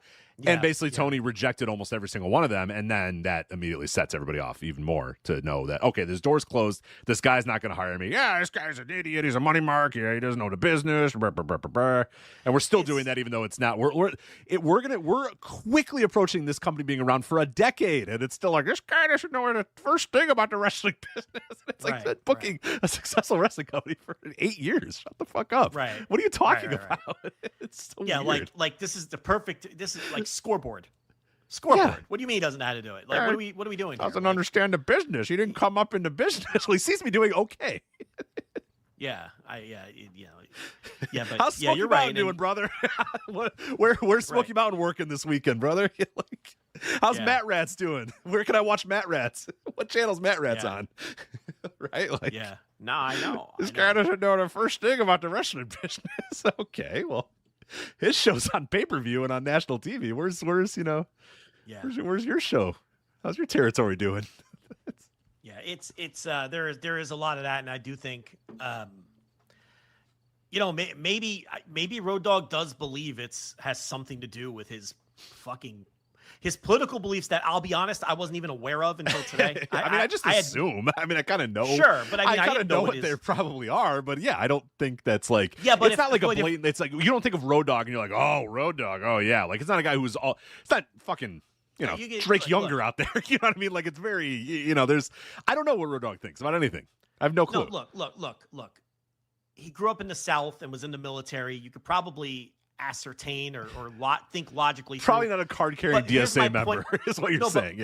No, my point is though, when I woke up this morning, if someone would have put a gun to my head and said, "Is Road Dogg a Republican or a Democrat? Are you confident enough to answer that?" I wouldn't be. That's my point. Like I could probably he's probably a Republican, but am I putting my life on the line? I didn't know what the fuck he was. He's not out there fucking, to my knowledge, like espousing all kinds of beliefs and everything. So he's not even someone who's overtly political, is my point. So that's even sillier that he thinks that this is the reason that he's being blocked out of a company where there's a lot of people who are overtly right-wing in that company and have been for a long time. And they work there, and his thesis here is preposterous, is what I'm getting. It's because his wrestling beliefs stink. Everyone can see it. And I don't know what the fuck this guy's thinking. And then just blaming Bix out of the blue, which is very funny. But sorry, Bix. But it's very funny that this man blames you out of the blue for not getting a job in AEW. So it was a very good. It was a very good Bix's fan. Wait, what? Like he's just like what? He just wakes up to Road Dogg saying it's your fault that I'm not in AEW. Yeah, like, what? He wakes up to this. Someone in the chat, this is perfect. Like Val Venus is the perfect comparison. That's a guy who's outspoken and crazy about and thinks all kinds of crazy things and isn't afraid to share them. Yes, I know what Val Venus thinks about a lot I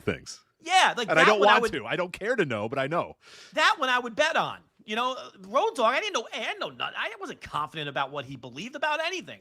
Because he doesn't flaunt it. So that was kind of my point. But yeah, you could have worked through it logically and figured that he was probably right-leaning, right, with his background and everything. Yeah, I don't think Yeah, but I don't think so I don't know. He's out to lunch and I don't know, fucking Bix gets dragged into the funniest shit sometimes. It just didn't he didn't do anything this time. Like he really didn't do anything. Like he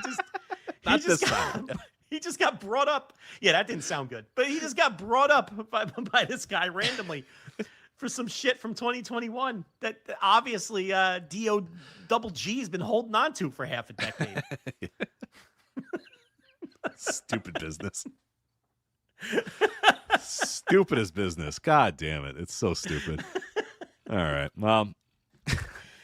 That's the Road Dogg story. So dumb business. This and like it's been a dumb couple weeks too with the Avery Styles and which is still going too. It's just like, oh my God, fucking Paul White being like, yeah, paying your dues is bullshit. It's like, well, you won the world title in your first match. Shut up. Go to hell. Like, what are you talking about? He got pushed in his first match. You won the world title in your what would he know? First or second match you ever wrestled, and you're Hulk Hogan's buddy. Yeah, they're gonna throw you a fucking wrench and say, all right, kid, put the ring together. Like, come on. Yeah, that's bullshit, paying your dues. What do you know about paying dues? Get the fuck out of here. Unbelievable. Stupid. And we're still doing the paying dues as if they tied this guy to a fucking pole and threw fucking fruit at him all, and hazed him and stripped his clothes off, made him run the streets naked. Pick up a fucking chair. That's all they asked. It's like, good Lord. Hey man, can you help with the chairs? What? Yeah. This is hazing. Unpaid labor. What? Hazing. Hey man, can you give us a hand here? What? You didn't pay me to do that. Yeah. Fucking loser shit. Just pick up a couple chairs. All right.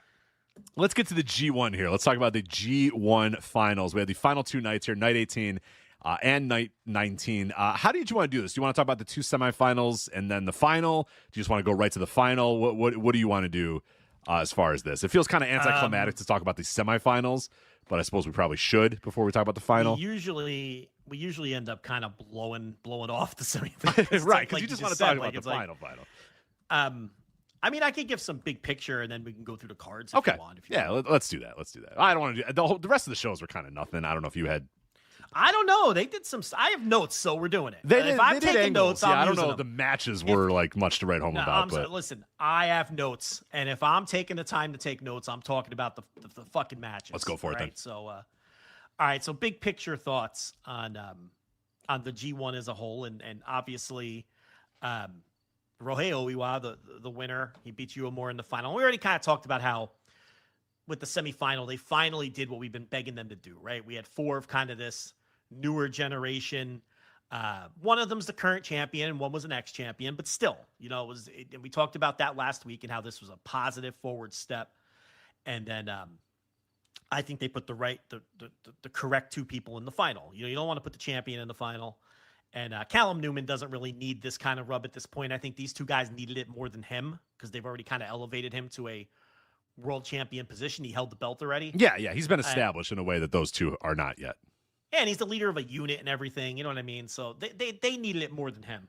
And he's going to have that big Will Ospreay feud. And he's probably going to wrestle Will Ospreay at Wrestle Kingdom. You know what I mean? So it's like, he didn't need it. So they made all the right decisions every step of the way. But I think even broader, bigger picture, and I talked about this through a lot of my G1 reviews. We talked a little bit about it last week, is I think they finally took a lot of positive steps in that entire generation, not even specifically Oiwa and Uemura, not even specifically the 4 that made it to the semifinals. But when you look even further and deeper, like Oleg Boltin clearly is someone who was treated better in the booking. You're meant to perceive him in a different way coming out of this thing. Yuto Ice. He finished as an also ran in the tournament. He wasn't in the mix even by the final night or any of that.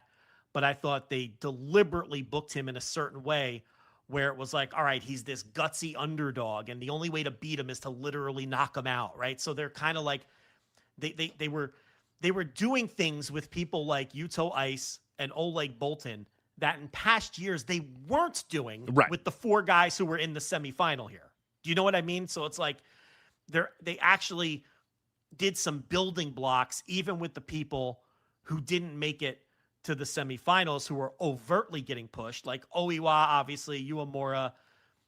Those guys got overt, obvious pushes, but then you had guys like Boltin Oleg and Yuto Ice specifically, who were given sort of building block pushes underneath to where it wouldn't shock you at all. Look, clearly they see Yuto Ice as a future player. And I think that this G1 solidified that opinion. And it seems like they're not going to wait as long with some of these guys as they did with the group that we saw in the final this year. So to me, the G1 was a success from the standpoint of, okay, we're finally hitting the gas on like a half a dozen different. Yeah. Four guys blatantly have like their stock has risen tremendously after this tournament. I would include Yuto Ice in that too, because at least the stock, maybe like, success wise, he wasn't there, but you could tell that they clearly care enough about this guy to tell a story with him. So like, analyst wise, like kayfabe wise, is his stock up? Probably not, but like analyst wise, we can tell that clearly by putting that story together for him as like the underdog, getting knocked out or whatever, that they care about him and they care about him in the booking. So you got him. Yeah. And then like you said, Oleg Boltin, he, I didn't have really any expectations going in, and he had a tremendous tournament. He did well. And, he almost advanced. Yeah, exactly. Advanced. Yeah. And so he's a guy who the stock is clearly up on him, after the tournament. And then of course the 2 finalists, both Yuya Uemura and Ryohei Oiwa, of course, the stock is up on both guys. Oiwa comes in as a play-in, wins the whole thing. Yuya Uemura as a guy who has always felt like he was just a couple steps behind the rest of his class, and now feels like he's in that mix for sure. I still think, in-ring wise, he's a little bit behind some of the other guys, but they clearly see, enough in him. So yeah, I don't really have any complaints about the G1, from a booking standpoint, because they did what I've been screaming about them doing for 3 or 4 years now. And they just fucking got these guys moving forward. And now it feels like the stock is up on several of these guys. Now, there's no one else they can really turn to, and that's the big reason why. But yeah, it finally feels like they now, like you said, putting the gas, putting the pedal to the and getting these guys. Putting your foot on the gas pedal on more than just Yota Tsuji. Right. It feels like 5, 6 guys are all, their stock is all rising at the same time, which is exactly what you want. And if you really want to get crazy, I thought Daiki Nagai looked great on the entire fucking tour and was positioned in a way where you were supposed to think he looked great, even though he just fucking got pinned every night or whatever. Now that's going super deep. But again, it fit kind of the theme of how they treated. Look, Drilla Maloney. I thought they elevated him on the first 5 or 6 nights of this tour. Right out of the gate, he beats Gabe Kidd, and they established that he's going for that global title. So I even think a guy like that, who isn't going to be a big part of their future, right? Obviously, he's going to be out of here in a year or 2 working on American TV. But they elevated him from kind of just this guy, a leftover from the War Dogs, who's hanging around the card. And now he's been elevated into this mid-card guy who's going to be in the mix for these mid-card titles, and mixing it up with a guy like Gabe Kidd, who's like kind of a, semi-main eventer at worst in the company. So you can even dig a little deeper than the 4 guys we saw in the semis, then Bolton, then Yuto Ice.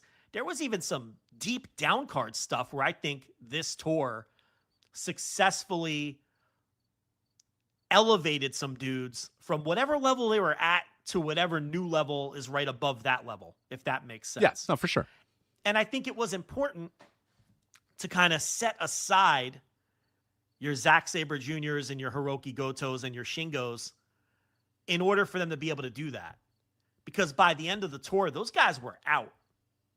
They weren't even presented as roadblocks to people who were moving on. They were simply in meaningless matches by the end. Oh yeah, by night 12 or 13 or whatever review that I filled in for you. I think it was 12 and 13. Like half those dudes were gone. Like Zack Sabre Jr. was done. Goto I think was done. Like a lot of the veterans were out. They were just out by that point. They got them out right away. And some of the first few to drop were those old veterans and former. In the last 2 years, those guys all held the fucking top title, and they're out. They weren't even roadblocks to the new generation. The new generation was just left to their own devices. They were beating each other, wrestling each other. Zack Sabre Jr. on the final night wrestled Aaron Wolf. Now, Aaron Wolf is someone who was given a chance to wrestle 7 non-House of Torture opponents, or 8, whatever it was. And I thought acquitted himself well, and then had the grappling match with Zack on the final night. So they did get something out of Zack on that final night. The crowd popped big when Wolf took off his shoes and everything, and then he tried to go toe-to-toe with Zack on the mat. So you've got your guys who now, look, Oiwa's a G1 winner. That, for people who don't understand, and I think most of our listeners do, it's a really big fucking deal. Now, that doesn't mean he's a made guy. That doesn't mean he's going to be, a big-time star, but it means that they expect him to be, because he wouldn't have won this tournament otherwise. And I don't want to hear about, Umino would have won. Well, he got hurt and he wasn't there. They picked this guy to win. Whether he would have won it or not, if Umino was in it, is immaterial at this point. He won, yeah. He won. Fly forever. He's the champ. And they don't do this if they don't believe in you, because this is a big fucking deal. This is not a Super Junior Tag League. Right. Well, that's why I said if they didn't believe in any of these guys, the easiest path forward, and we talked about this in the preview, was just to have Yota Tsuji win the whole thing as the champion. Now, they don't like to do that, obviously, because you don't set up any challenges. But if they truly threw up their hands and said, look, we don't believe in any of these guys, and we wanted Umino and Yota Tsuji at Wrestle Kingdom, they might still do that. I'm not saying they're not going to do that. We'll talk about because Oiwa was going to get it at King of Pro Wrestling and not at Tokyo Dome. But if they really, truly didn't believe in any of these guys, they would have just had Yota Tsuji. I mean, that's an easy story to tell, is that Yota Tsuji just wins the G1. So they clearly, and the fact that they told the story with Oiwa the entire tournament, now did they retcon that and decide, fuck, that's our whole story now? This getting over in the couple of nights, the headlock's getting over, that's the whole fucking thing. I mean, it's just as easy to stop that, in night 15 or whatever, but they decided to let it go through the whole way. But I still think there at least had to be some sort of thought about this. They didn't go into this tournament with zero thoughts about Ryohei Oiwa and then just decided by, night 11, it's getting over, I guess this is our guy. Like, they clearly had him positioned to do something, because he had a through line and a narrative through the entire G1. You're exactly right, and that even if they wanted Shota Umino to win this thing originally, you don't have to pick one of the other young guys to win it once he's out. They could have just had Yota Tsuji win it. Yeah. If they thought to themselves, we're not sure if we want Ryohei Oiwa or Yuya Uemura to be a G1 winner, they didn't have to. They weren't forced to do that. You're exactly right when you say that. So I don't really care if it comes out later that Shota Umino was going to win this thing. Maybe he was, maybe he wasn't. Oiwa did. They picked him, and that's a big deal, and that is meant to be something meaningful. And even Uemura getting to a final. Yeah. It's one thing if some guy makes it to his 6th different G1 final and he's a 2-time winner. Like if Hiroki Goto gets to a final, it doesn't mean anything anymore. He's 48. He's won the thing a million times. He's been to a million semifinals and finals. It's meaningful that Uemura got to this final even though he lost. It's meaningful. And the way that Gato books, and I've been very critical of Gato lately, it wouldn't shock anyone if these two continue on now, and this is just a generational rivalry, so to speak, between these two, enhanced by the fact that they were in this final together. So, big picture, I think we're on the same page. finally they do the right thing. They push the right people in this tournament. They tell all the right stories. I mean, if I had to grade it from that standpoint, I'd give it an A-. I'm that high on it. I'm that high on how they've handled the G1 from that standpoint. I'd go A- or A. And I don't know. You have any other thoughts on that? Because I want to talk about kind of big picture topic 2, which will take us into breaking down the match. Okay. No, I'm good. Yeah, let's go big picture topic 2. So something else I talked about in my reviews was you can see that this generation of New Japan wrestler wants to carve out their own working style. And on one of the audios, I think it was the final audio that I did, I talked about how, look, you're following up a 10 to 12 year run where this company had some of the greatest wrestlers in the history of the professional wrestling business come through those doors, work at the top, work G1s, and then you had some of the greatest wrestlers of this era as essentially supporting players. Katsuyori Shibata, Hiroki Goto, Kota Ibushi, fucking guys Ishii, Tomohiro Ishii. Guys that, and they were supporting players to all-time greats like Tanahashi and Okada and Naito and AJ Styles, whoever the fuck. This generation, I think, is very wise not to try to chase that and be that. Because quite honestly, you can't. You cannot. They are not going to have the same quality of match if they try to have the same style of match that those guys had for 12 years. Yeah, it'd be a poor imitation of that. It'd be a poor imitation. They're not, and it's not even insulting, in my opinion, to say they're not good enough for that. Because again, you're talking about some of the all-time greatest wrestlers to ever step in between the ropes. It was a special time and place that may never be replicated. Okay? So, that's the thing. That's all the pressure that people like Jun Akiyama and later Go Shiozaki and Marufuji and Kenta had to face when they had to follow the fucking pillar. Like, it's very similar. And what they're doing is... And those guys are all-time fucking greats. Like, for the record... Those guys are really... Yeah. Yeah. Like, those guys that couldn't follow that standard are Jun Akiyama, Go Shiozaki, Kenta, and Marufuji. I mean, those guys fucking rock, but you're following, Misawa, Kobashi, Kawada. I mean, that's tough. Yeah. That's tough. So these guys, I think, the fact that they are deliberately trying to carve out their own house style for what this era of New Japan is going to be is the right choice. It's the right choice. And I'm going to be honest. Anyone who listened to my audio knows this. They're not really connecting all that much with me. I thought there were a lot of really good matches in this G1. For me, they're not getting over the hump from good to great. I am not feeling the same kind of connection for any of these dudes that I felt for, I can name a half a dozen guys from that previous era. But that doesn't matter. My opinion isn't important here. In the big picture, they have to carve out their own house style. They have to carve out their own identity if they're going to get over with the new audience. Because quite honestly, me and people who think like me are the old audience. And a lot of those people are gone. You got to build back. Okay? And to do that, you got to have your own thing and you have to forge your own crowd connection with people. You can't be when they first rolled out this generation where Ren Narita, whatever happened there, he was like the knockoff Shibata. Right. And Uemura was the knockoff Tanahashi. And Umino was the knockoff this guy. That's not going to work. That's not going to work. And I think the steps that they're taking to reinvent the house style of the company is absolutely the right move. And we saw that in this final with Oiwa getting that side headlock over throughout the whole tour. And then these guys working at least for the first 20 minutes or so, a very deliberate exchanging of holds, trying to establish the holds that they wanted to establish during the match. And then it's funny because the closing stretch of the match may not have been the same. kick out at 2.9, style of main event that the previous generation had, but structurally it wasn't that different.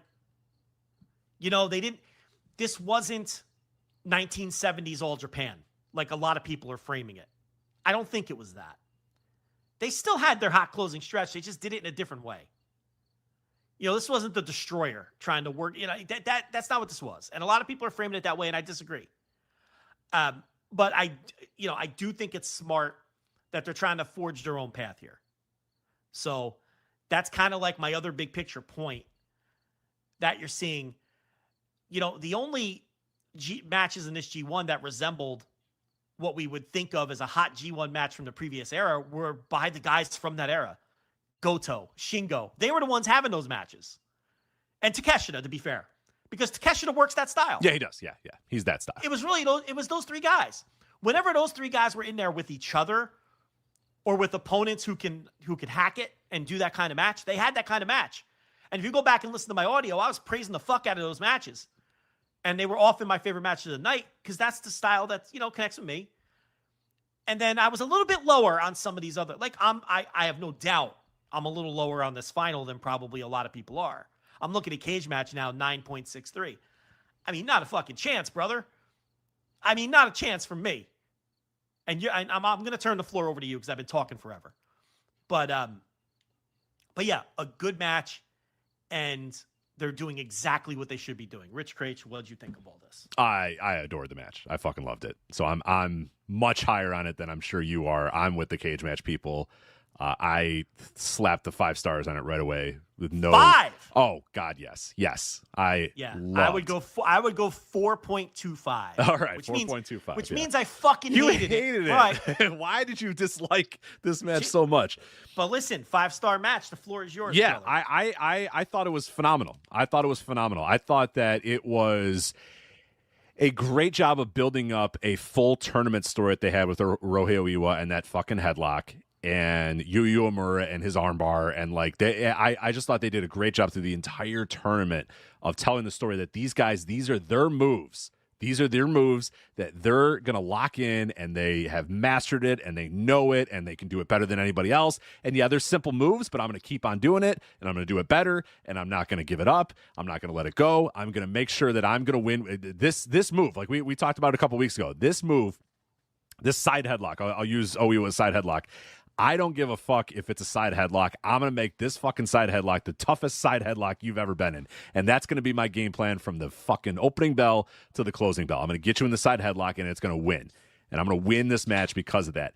And I loved that that's what they did through the entire match. And I thought this was, I've later found out that there's a bunch of dumb discourse about this match, and I don't really care about any of that. I watched this match literally today. It's the only first time I watched it. I watched it today. So I didn't follow any of the discourse. I was busy over the weekend. I tried to stay away from spoilers as much as I possibly could. Obviously, I knew who won the match from, I just can't avoid the spoilers for that long, but I didn't really follow the discourse and the arguments or whatever that were going on about this match. So that doesn't inform my thought about this at all. And I don't actually know what the full discourse thing is about it, so I don't really care. What I'll say, though, is what I loved about this match is in an era where we are so inundated with, and a great example is AEW Redemption. A couple, and people are going to get mad because I'm doing an AEW versus New Japan thing, but that's not what I'm not doing that, even though I am going to kind of be doing that. Who cares? Make your point. Right. Who cares? AEW Redemption was a pay-per-view that had a bunch of very long matches. We talked about it when we did the Instant Reaction Live. Every one of those matches was 15 minutes plus, and the opening match had a bunch of finisher kickouts, and the second match had a bunch of finisher kickouts, and the third match, and the fourth match, and the fifth match, and it was like every single match on that show was people hitting their finishers and kicking out and doing this thing and doing this big thing and doing that big thing and doing this, and every main event that we talk about now is a fucking checklist of let's brawl to the outside. I'm gonna throw you into the guardrail. In WWE, you're gonna go through the fucking padding of the ring, and we're gonna go or the freaking guardrails, and everyone's gonna chant "Holy shit!" and then they're gonna chant "We want tables," and then we're gonna clear off a table, and then you're gonna go through a table, and then we're gonna hit a weapon, and then someone's gonna interfere, and then I'm gonna hit my finisher, and you're gonna kick out, and then I'm gonna hit my finisher, you're gonna kick out, and so much of this stuff is just like, oh my god, it's just so overdone. And this match, what I loved about it is that these fuckers went in there, and for 30 minutes, and I was thoroughly entertained for 30 minutes. I sometimes when there's these long, epic 30-minute matches, I'm just rolling my eyes. I'm just bored. I'm like, all right, let's get on with it here. Let's go. Does this match need to be 30 minutes? These guys got 30 minutes out of me and out of this crowd, and they probably did about 5 moves this entire match. Like a couple moves here and there, a couple big spots here and there, but for the most part, it was an armbar. It was a side headlock. It was a reversal, and that's, a couple things here and there, a couple kicks, couple punches, couple things like that, but it was essentially 5 or 6 moves in the entire match that they got over in 30 minutes, and that time flew by, and this crowd was molten hot. They made the 30-minute call, and these fans started cheering about it. They said, yeah, this match has been 30 minutes long. Hell yeah. Like, they give a standing ovation for the fact that these guys did this match and got this crowd so much invested, and were so invested in this by themselves. And in that ring, were invested in what they were doing and cared so much about what they were doing and cared so much about their moves that 30 minutes in with just a couple of moves, the crowd's giving them a fucking standing ovation because these guys have been doing this match for 30 minutes. So I adored it, and I just love how simple it was and how basic it was. And I'm always screaming about how pro wrestling can be so fucking simple, and we always invent ways to make it way more complicated than it is, and this is a great example. Now, I'm not saying every match needs to be this. I don't want if I was watching a wrestling show with 3-hour pay-per-view and every single match was this, I'd be bored out of my mind. I don't need this for every single match, but I also don't need every single match to be let's kick out at our finishers every fucking second and go 35 minutes or whatever. That's I don't need that either. But we get that. So that is where I just absolutely adored this match. I enjoyed the simplicity of it. I loved just the bullheadedness of these two guys say, no, this is my fucking move, and I'm going to win with this fucking move. I'm not doing anything else. Ryohei was not like, nah, you know what? I'm not doing anything else. I'm gonna win with a fucking headlock. That's the move that I've established. That's the move that I can do better than anybody else. I'm gonna do that. And it goes back to Yota Tsuji has been doing that a lot as well. We talk about Wrestle Kingdom. We go back to Wrestle Kingdom. He won with a Boston Crab. Boston Crab. He's been using that a lot. Yeah. That's my move. That's the move that I perfected in the dojo. These guys are committed to changing the house style of the company. And it's the right move. Yeah, it's absolutely the right move, and I appreciate what they're doing there. And I love that in this company right now in New Japan Pro Wrestling in 2026, a side headlock and the Boston Crab is like the two most over moves. Like, that rocks. That's really, really cool. So I'm just really appreciative of them doing this match in the way they did. I think the crowd reaction tells you that was a smart move to do it this way. And I really think that this is it's a fun style, and I hope that they do it a little bit more, and I hope that it becomes, like you said, the not necessarily every time we go into a match, it's going to be 30 minutes of Ryohei Oiwa just doing a side headlock. I'm not saying I need that every single time, but I think it's a nice way to sort of change the narrative on, okay, look, these matches are not going to be what Okada and Tanahashi were doing. These matches are not going to be Naito and Kota Ibushi. We can't do that. These are not going to be Kenny Omega versus Okada matches. Look, we can't do that. We can't fit that style. And really, you can get that style in a lot of places right now, because that style's everywhere now. That is every WWE is doing that. You watch a WWE pay-per-view, you watch a main event with CM Punk and Cody Rhodes, they're doing that style.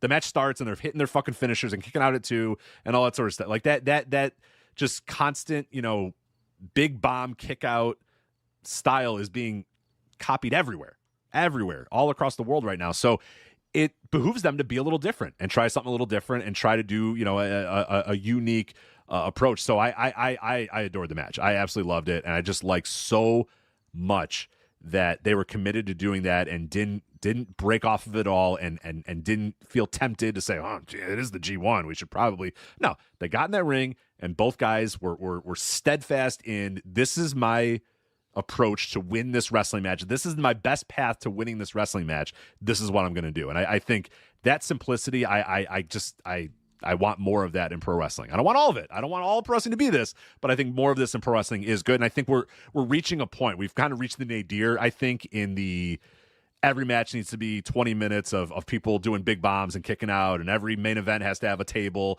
and interference and this and that or whatever. I think we probably have reached that nadir, and I think now it's time to try to see if we can do some different styles, because I think a lot of the homogeny in pro wrestling is worse than it's ever been in my mind. And I think you would probably agree with that as well. You watch an indie and every indie is doing, every match is 20 minutes and we're doing our finishers and we're kicking out, and it's all, we need to get back to the basics. We need to have undercard matches feel like undercard matches. We need guys that have, simple moves.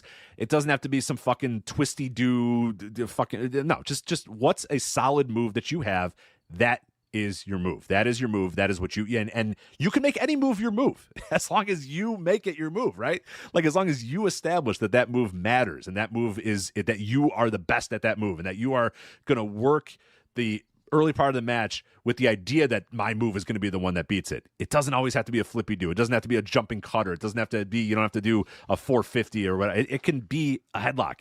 It can be an elbow to the back of the head. Like we always talk about that with Will Ospreay.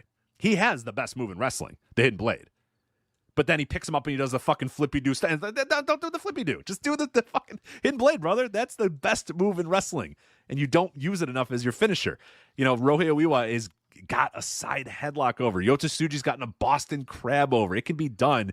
It just takes a little bit of work and a little bit of effort. And I think it's due time for all of pro wrestling to sort of have a reset and think a little bit more about what your spot in the card is, what does this match call for, and ultimately what is the point? What is the point of a wrestling match? The point of a wrestling match should always be to win. I'm going to win a title, win the match, go to the pay window, win the G1, do whatever. Yeah, Road Dogg says it's to entertain. What are you talking about? Fuck off, Road Dogg. You're wrong. That's why you're unemployed. Yeah, exactly. And but you know what? I think a lot of people, when they're coming up with a match and structuring it or whatever, and this is not an AEW thing, this is not a WWE thing, this is everywhere. You see it on the indies, you see it in Japan, you see it in Mexico, you see it everywhere, is I think largely we all need to sort of simplify pro wrestling again and get back to, at the end of the day, this is supposed to be a simulated sport, and we're supposed to be trying to win the match. And anything that you're doing, any idea you have in the match that isn't geared towards that, I think you need to maybe think, okay, let's maybe pare this down a little bit, because I think too much of this stuff is just way too overthought and way too overdone, and we've seen it all. You know what? We've seen it all, and we're unentertained by it. I think, like I largely am. We always talk about these ladder matches. If this was I'm sure on All In there's going to be some fucking 8-person ladder match or whatever. Yeah. And if it's the first 8-person ladder match you've ever seen, and you just started watching wrestling tomorrow, you're going to think that's the greatest match ever. Oh my God. Listen, I make this point all the time.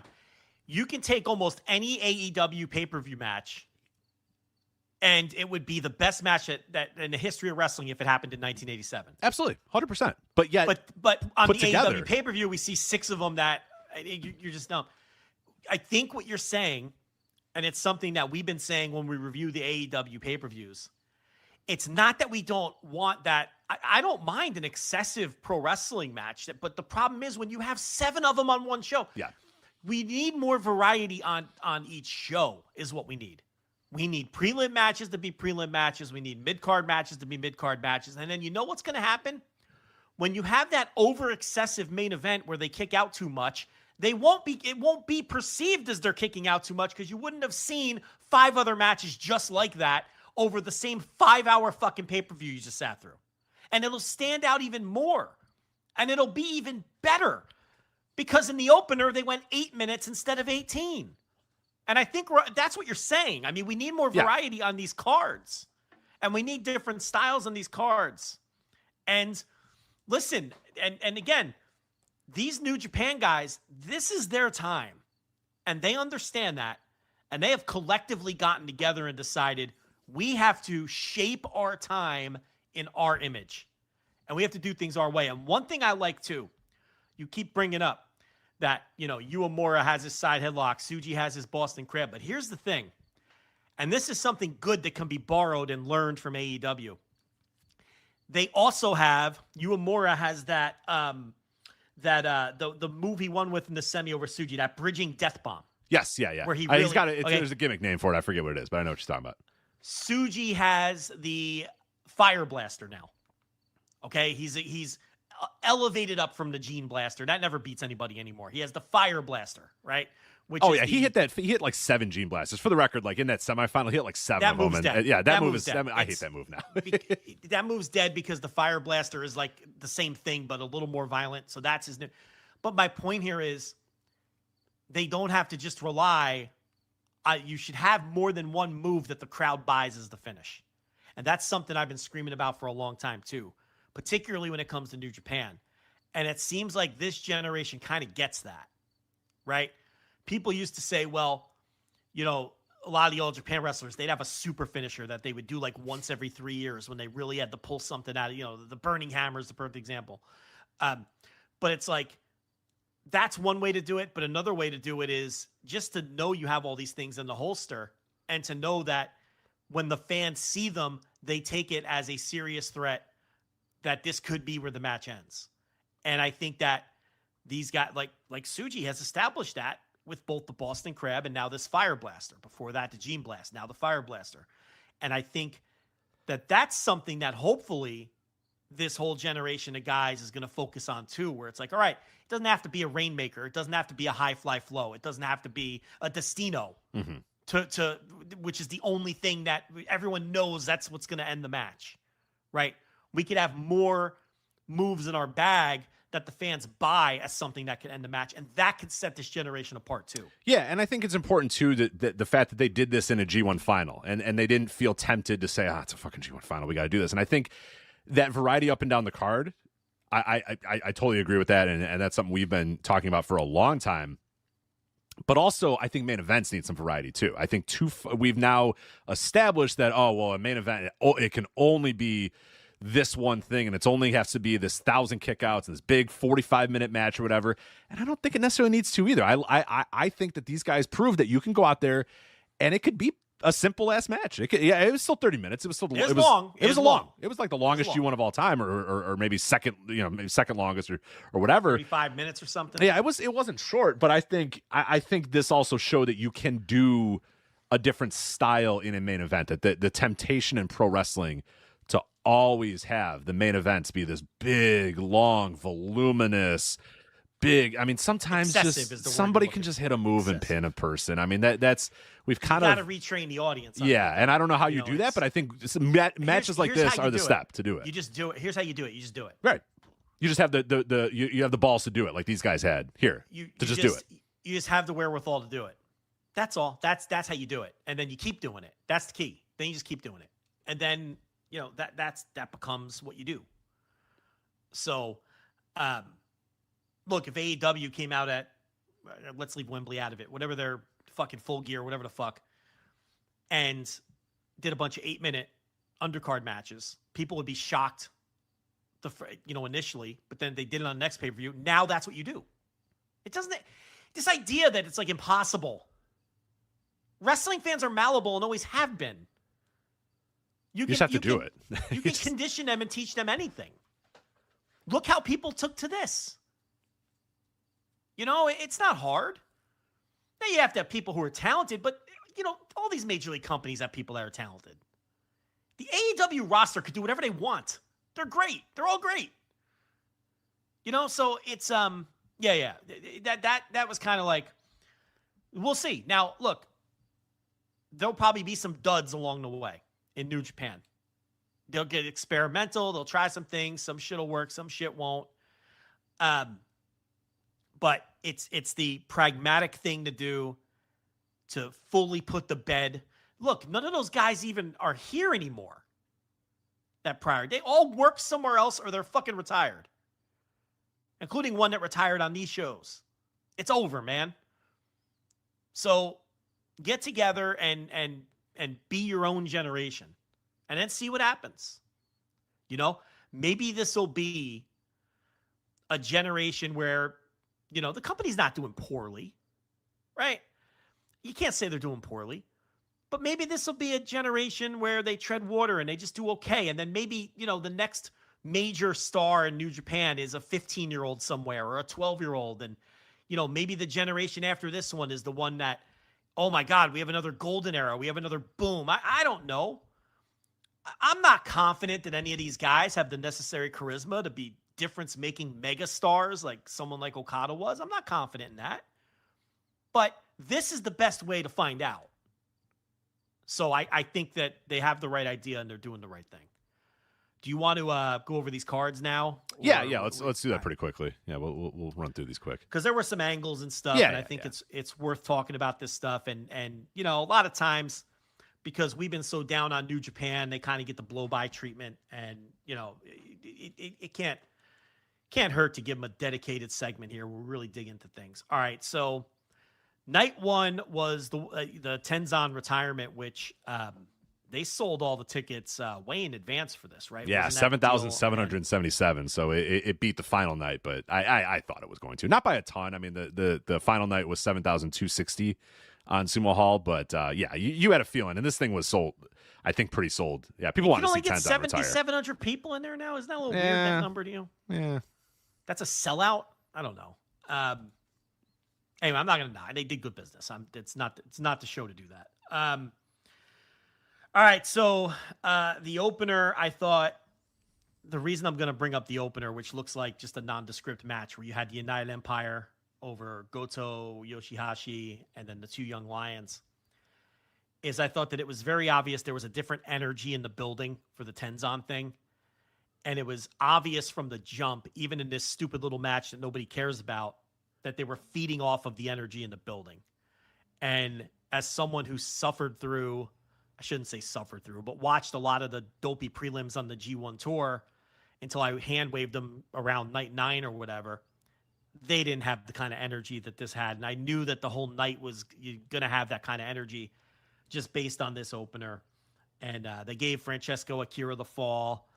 But yeah, it was just an instant slap in the face of this is going to be an energetic night. And then the next match you had Ren Narita scored the fall over Taguchi. And you're thinking to yourself, all right, well, Taguchi holds one of these DDT titles right now, right? He's got the DDT Universal title or whatever that he won a few days earlier. And it looked like that maybe they're setting up some cross-promotional title match with Narita and Taguchi, maybe for a DDT show or whatever. And you think that that's going to be the big angle that's coming out of this match. But then they bring out Shun Skywalker, which, VoiceGate talked about that months ago. I talked about that behind the paywall months ago. We were getting the same information from different sourcing. So it was, we knew at that time he was probably coming to New Japan. Yeah. It was just a matter of when. So basically they did the most boring and unexciting thing possible, and they put him in the House of Torture, where on paper it makes sense, right? Because he obviously is very good as a heel, and that's the unit that fits him best. But I have to be honest, it instantly sapped all of my excitement out of seeing Shun Skywalker come in, because I am completely and thoroughly finished with the House of Torture, and this does not do anything to change my opinion on that. Yeah, it drags him down. It doesn't enhance the House of Torture. I could see some people say, it's going to enhance the House of Torture. I don't agree. I think it's going to drop. No. It's going to reduce what he can do. And I just think it's very, it's just boring. It's like, here's Shun Skywalker. He's going to be the exact same guy he was before. And I guess for people that have never seen Shun Skywalker before, it's going to be exciting to see him for a little bit or whatever. But I God bless you if you're excited about anything involved in the House of Torture in 2026. Not I at all. Yeah. So apparently they're not squeezing 4 people into those sumo boxes. That's what's going on. So two per box now. Yeah. So fan friendly. Imagine that. Like at the expense of maybe selling a few more tickets. Because it's the fans who don't want. They want to be cramped in in those boxes.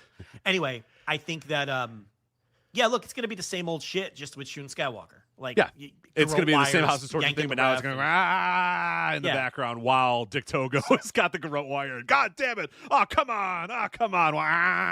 Is in the background. So if that's what you want, great. I mean, that not me, but have fun with it. It sucks all the juice out of it for me. It was kind of surreal to see him in a New Japan setting, but they did the worst thing they could have possibly done as far as me being interested in what Shun Skywalker is going to do. So maybe we'll be wrong. Maybe he'll be. We're not going to be wrong. This is so stupid. But maybe we're not going to be wrong. But sure, we could. Maybe he'll usurp Narita as the leader of the group.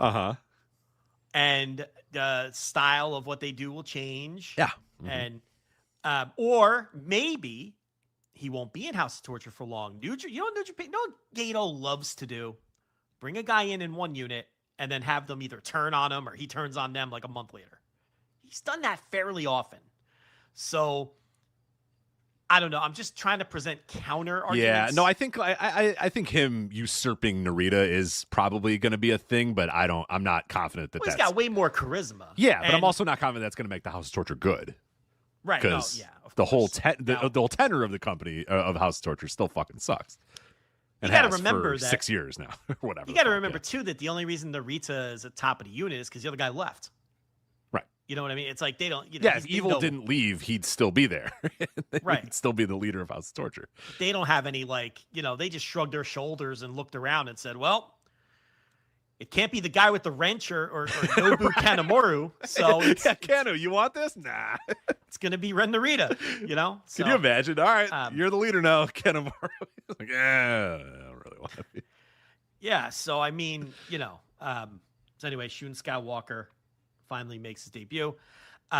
Gabe Kidd and Wheeler, they fly Wheeler Yuta in here to work this tag and I was like, what? Lose the next night. So Kidd and Yuta, they beat, obviously, Daiki Nagai was on the other side with Drilla. But this was just more global title, hype between Kidd and Maloney. Did you see that angle they shot for the internet or whatever? They did a YouTube angle between Kidd and Maloney. Did you happen to see? I don't know if I saw that. No, I don't know if I did. Seek it out. It's good stuff. It's something a little different. Next up was, all right, now this, what the fuck? So, Makabe, Yano, Yo, Yuji Nagata, Master Wato, RZA, Jizza, Ghostface Killer. Who else was in this? So anyway, 10-man tag. The other side is Gato, Oscar, Shingo, Taiji Ishimori. Unbound Co. Does anybody care about Unbound Co? What a terrible unit. Yeah, who cares? It's a fucking jeans store in the mall. We've talked about this. Unbound Co. No, but they're pushing Yano and Makabe. So yeah, most violent players. Let's go, baby. So I think they pinned Oscar, right? Yeah, they pinned one of them. And now, first of all, Togi Makabe, my man he's been pounding the sweets. He's a big sweets guy. Remember? Yeah. Well, it shows. It shows. I mean, not great, but look, he got to be in his 50s at this point, right? He's Toki, yeah. Oh wow, yeah. So I was thinking to myself, those 10 bells are coming for him not that pretty soon too. So he better get used to it. There's not many old guys left in the company, so be careful, buddy. Now look, if you want to give Togi Makabe and Toru Yano a place filler title defense at Destruction and Bipu, I don't care. Okay. My fear here when they did this was that we were careening towards a 3-way with Makabe and Yano and the Knockout Brothers and the champions. But I think what they're doing is Makabe and Yano versus Knockout Brothers for the #1 contender, right? Isn't that what they're doing? I think so. Yeah, I think so. We're not getting the 3-way. I detest these 3-ways. So I kind of came out of my tree on that. I think I saw that it's just a #1 contender match. So maybe you could pull that up while I'm talking through these matches, these undercard matches. So next up was Hartley Jackson, Kosei Fujita, Zack Sabre Jr. over Wolf, Oleg Bolton, and the Young Lion, Matsumoto. I have absolutely no thoughts on this, except for the fact that the English commentary was putting over the fact that Hartley Jackson basically was undefeated in tags on the G1 tour itself, and pushing him for a G1 spot in next year's tournament. Yeah.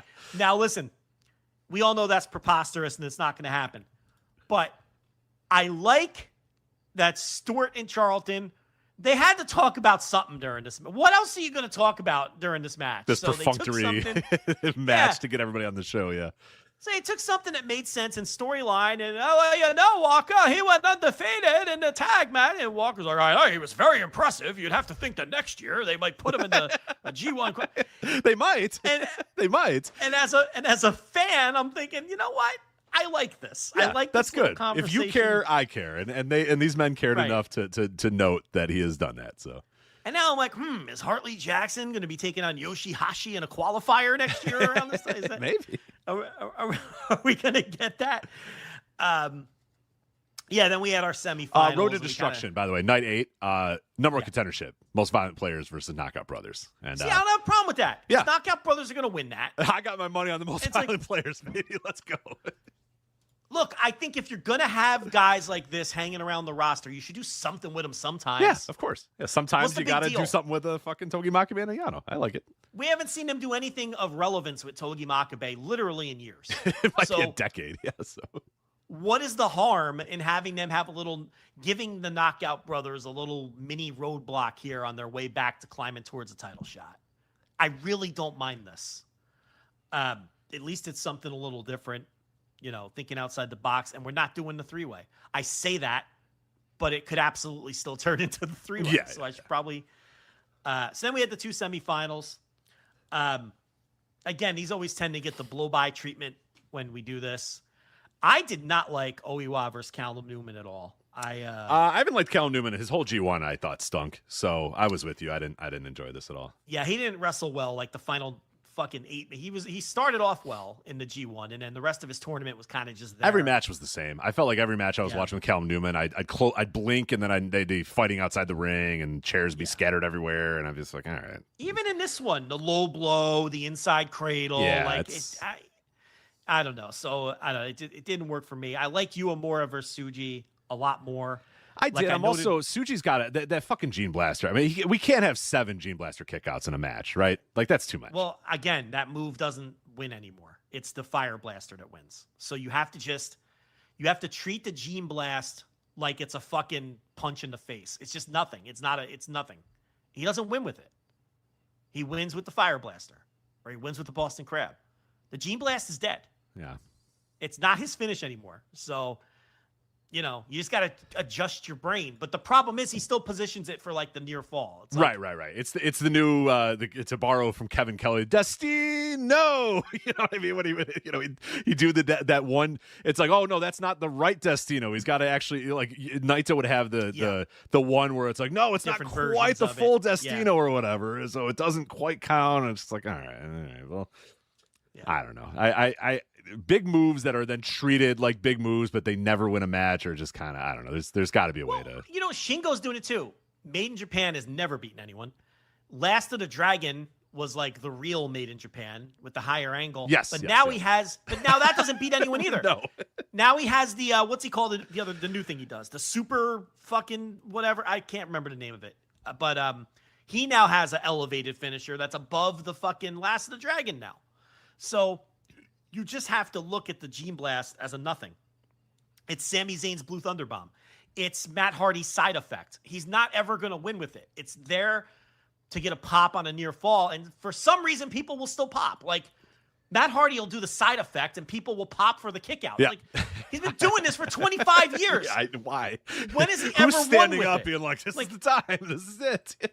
But you know what? He should. And that's the thing. More wrestling would be better if the fucking side effect did just pin a guy on an episode of TV. Well, that's something that AEW historically has done well. They have. Cody brought that too. Cody brought that into the company. Right. And they have done that well. And guys will win with other shit. And you have to take it seriously. That's something AEW happens to do very well, where, every now and then, Sami Zayn should beat someone with the Blue Thunder Bomb. Right. And then what sucks about that? AEW does that, and the dopes and the idiots that AEW, unfortunately, and Tony Khan listens to way too much, they always complain about that. I beat him with a nothing move. He beat that guy with that move? Like, who's going to care about that guy ever again? And it's like, you fucking dopes. Like, this is the way it should be. We've been praising that from the start. It's great. It's so great, that's and again, this is what some of these guys on this roster are starting to do. Right, but WWE would never do that, so that's not the right way to do it. It's not you the right have way, to and hit people your complain. move. Yep. That's right. So he again, I noted earlier, he beat Tsuji with that the bridging death bomb or whatever, which is good. It's like he's not overdoing it, beating everyone with the side headlock. You know what I mean? It's like Tsuji had good counters for it. There's kind of a story there, and he had to beat him with something else, and he did. So then the Tenzan retirement. Tenzan said, fuck that. We're not doing a 5-minute exhibition. I love that. Oh, the crowd is going nuts. Tenzan's 5 minutes. No. No time limit. And Charlton and Walker's no time limit. As if this is going to go 45 or whatever. But that's it, man. This is wrestling's. It's fun. It's fake. Like, lose yourself in it. It's so great. Yeah, the crowd popping like this is going to be a big long match now, and it's. I thought that was cute. It's the best word I get. That's what I have in my notes. Is that's cute that Tenzan's like no time limit, man. man. Let's go. Even though we know it's going to be, a little past 5 minutes. It's not going to be a very long match. And it wasn't. It was 9:22, I think. So I couldn't believe he got through a match because he legitimately can barely walk. He has trouble walking. Yeah, he can't. He has trouble standing. Yeah. This is a man who undoubtedly is going to be in a wheelchair at some point. I mean, he has trouble, like you said, he's unsteady when he just stands there. All that damage to the ankles and everything. But you know what they did here, and what is very clever, is they worked that into the match.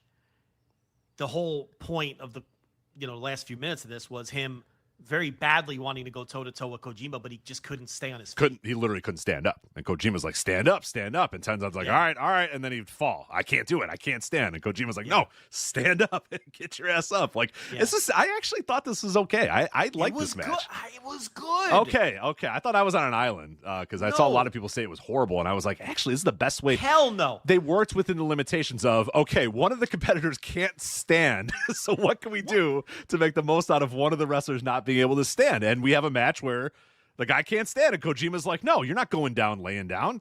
Get your ass up, stand up, let's go. Like, let's have a Kojima's classic like, I'm fight. not taking the easy way out and beating you because you're like a turtle on your back. Fight me, motherfucker. And this is your last go. You need to fight me. And what did you want them to do? Did you want them to go out there and try to have a match ignoring the fact that this man can barely stand? That would have sucked. What they did is they worked it into the story of the match. That he was in it. This is this warrior in his final stand. He ain't having no exhibition, but his body can't do what his mind wants to do. And his partner, his friend, his rival, his greatest everything, his greatest friend, partner, and rival is like, no, I'm not taking the easy way out here. You need to get up and fight me. So that was the way to do this. And this was two smart guys who have been in this fucking stupid business for decades, and they knew they couldn't go out there and just try to fake their way through the kind of match that they would have had in 2009. It wouldn't have worked. So they did this. And to me, it was the right thing to do, and it hit the right emotional chords and everything. And I legitimately enjoyed it for what it was and not just the sort of gimmick of watching the guy in his last match. Yeah, and I didn't think it was like some of those matches, some of the old-time guys or retirement matches can come across sad. I didn't think this was sad because they worked. It would have been sad if they tried to do that 2009 match, like you said, and then he couldn't do it. And Tenzan's trying to get him up, and then he falls, and he's dropping him, and they're trying to. That'd be sad. I didn't think this was sad. This was work within the limitations, and it was a simple story, like you said. Kojima's like, no, this is not how we're going out. This is not how you're going out. Stand up, let's fight, and if I beat you, I beat you. But I want to beat you on with you at your best, and you standing up, and you and just I love that. And Tenzan, I mean, it was simple story. He can't stand up, and eventually he stands up, and the crowd goes nuts. It's just like such a simple thing of a guy standing up and the crowd going nuts. And ultimately he's going to lose, and ultimately Kojima is going to beat him. But I think I didn't think of this as sad. I wasn't sad. Like sometimes I watch these and I'm like horrified that I'm watching an old guy struggle. I feel sad that this guy's even in the ring. Like his body is destroyed. Obviously, he can't do much. But I didn't feel sad. I felt like, hey, this is as good of a send off as Tenzan's going to possibly have at his age. I would take this 1,000 times over a completely broken down Keiji Muto pretending that he's not completely broken down. See, that sucks to me. When there's a guy who is very obviously completely broken down, trying to fake his way through a match that he would have had 15 years earlier with Kaito Kiyomiya, who's in his physical prime and has to work down to the guy who cannot work anymore. That wasn't what this was. This was fully acknowledging that the guy couldn't stand. So that's why it worked for me. So yeah, and it wasn't one of those like you have like Dory Funk, who recently passed. Like he'll go out there and wrestle, and Fujiwara will go out there and wrestle, and like they try to have normal matches, but they can't do anything, so people have to kind of sell for them, and that's ludicrous, and that always comes across like I hate it, and it's sad, and it's kind of depressing to watch that. This was not that. So I saw some people say that it was a sad, depressing match, but I really did not think it was that at all. No, and then they brought out all the boys, and they did the big ceremony, which was, you could tell that, because Tenzan, at that point, I always talk about it, the eyes changed. He wasn't the worker anymore. He was the guy as everybody came out, and they did their hugs and handshakes, and everyone from Kendo Kashin all the way to fucking... I scrolled the file a little bit because I was like, do I really want to watch all the send-off? And I'm looking, I'm like, is that fucking Kendo Kashin? I'm like, I better watch this whole fucking thing. Sure was Kendo Kashin. I was like, that has to be Kendo Kashin. Who else looks like that? Just grumpy, sitting in his chair. And I was like, that has to be Kendo fucking Kashin. Mask. Yeah. But, so, they did the big ceremony, and, he went around, slapped 5 with everyone.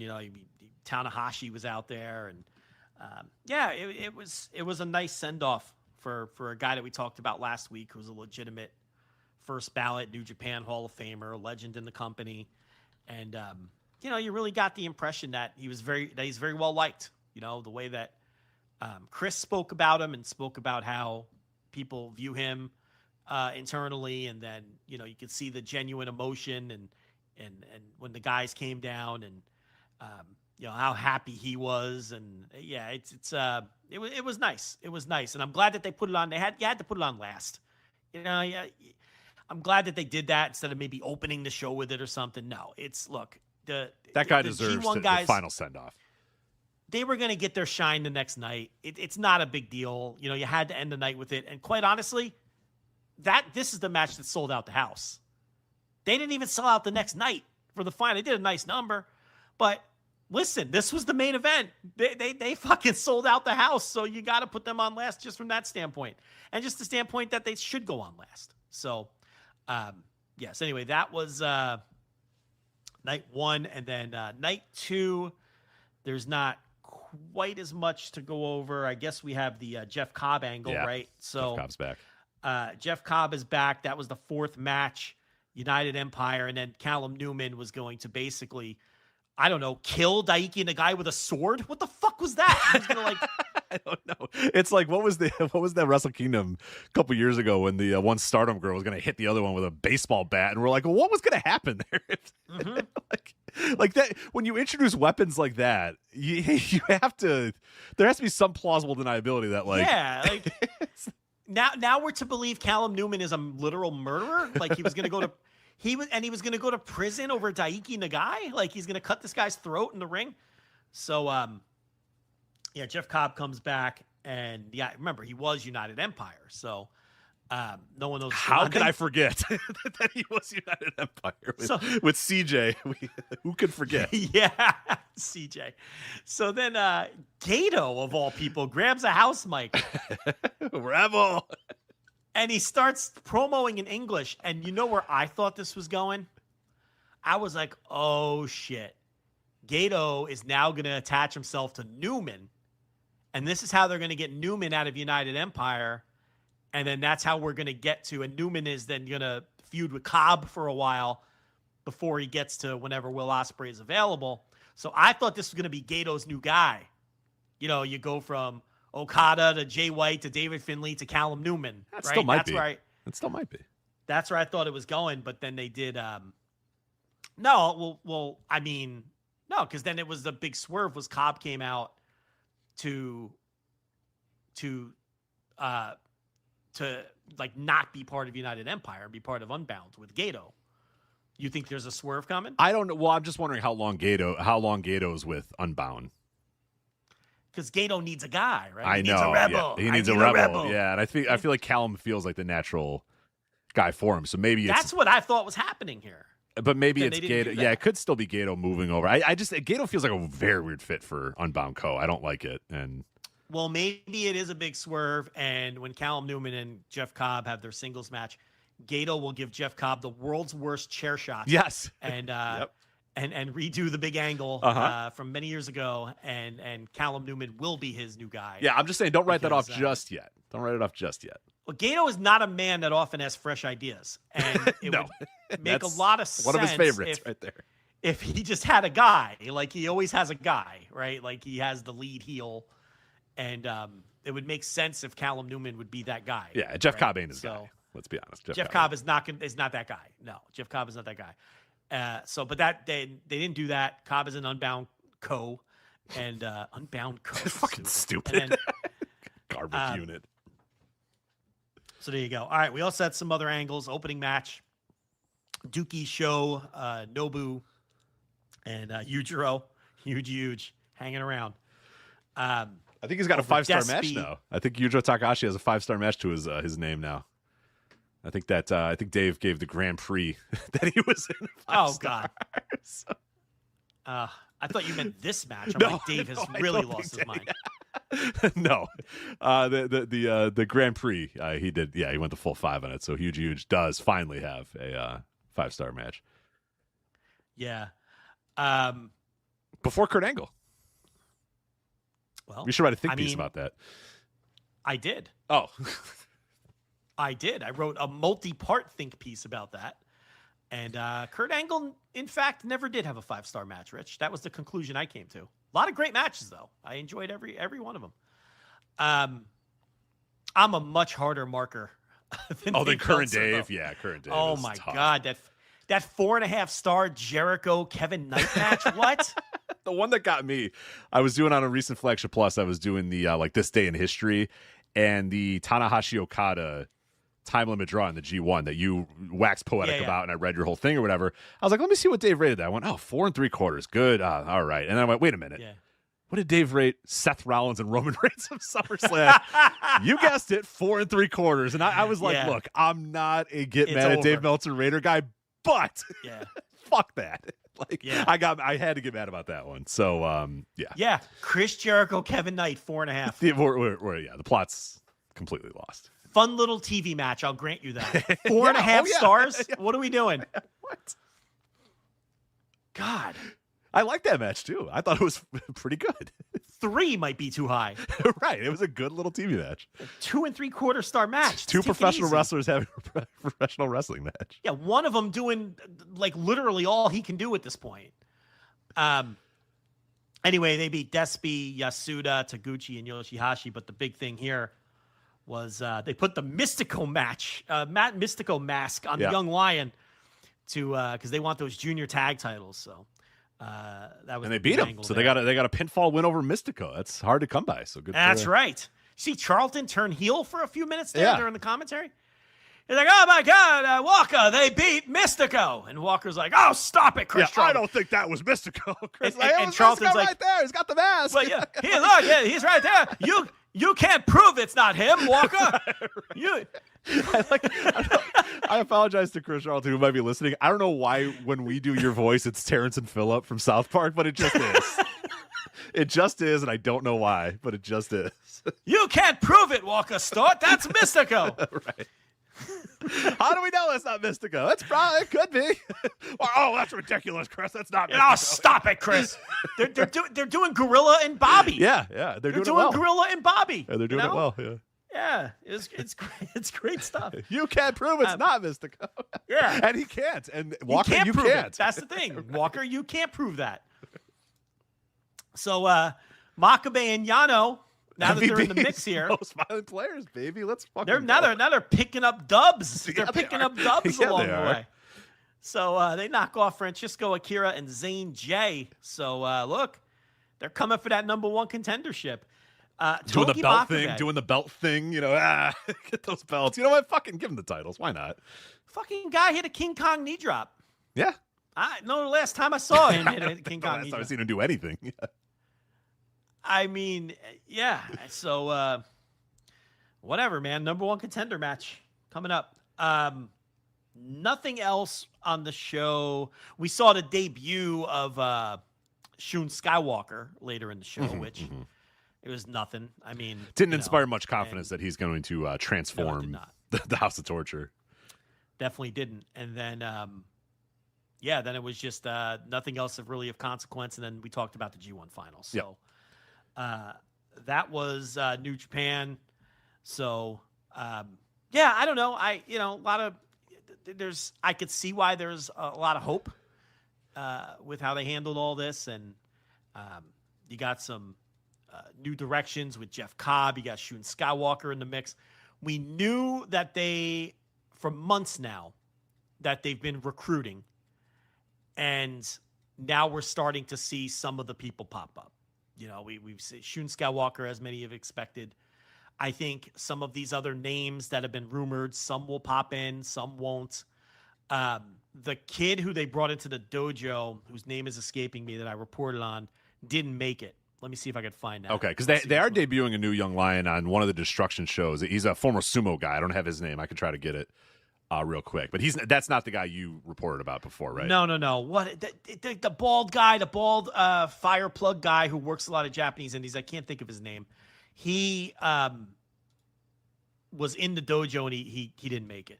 I reported when he joined when he took the exam, he passed the exam because they tried out a bunch of indie guys. He made it to the dojo, but was there for about 2 months and couldn't hack it. He's had a lot of injury issues that may have played a part, but I think he's headed right back. I cannot think of this fucking guy's name. Hold on a second. Yeah, Yushin Hatazawa is the new guy. New Young Lion debut September 9th in Korakuen Hall. So this is gonna bother me if I don't find this.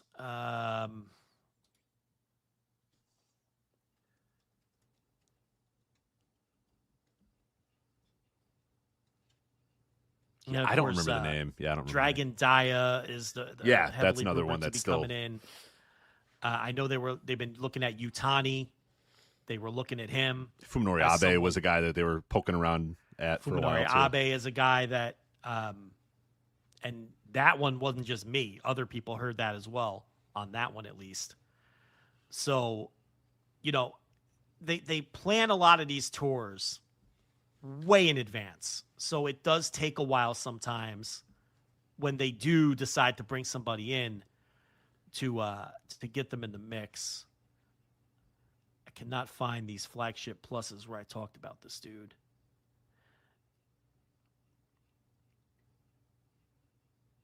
Oh, here we go.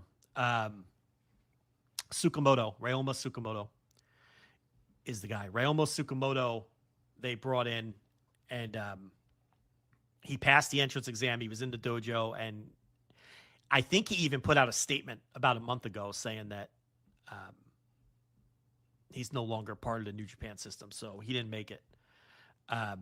Super J-Cast had that too. Joel knew they were looking at him, and then I had the piece where he passed the exam and was in, and then it was quiet for a while. But if you look at his cage match, it's obvious he was there because he had no bookings. He didn't wrestle anymore, and then he didn't make it. So they're still actively looking and trying to hire people.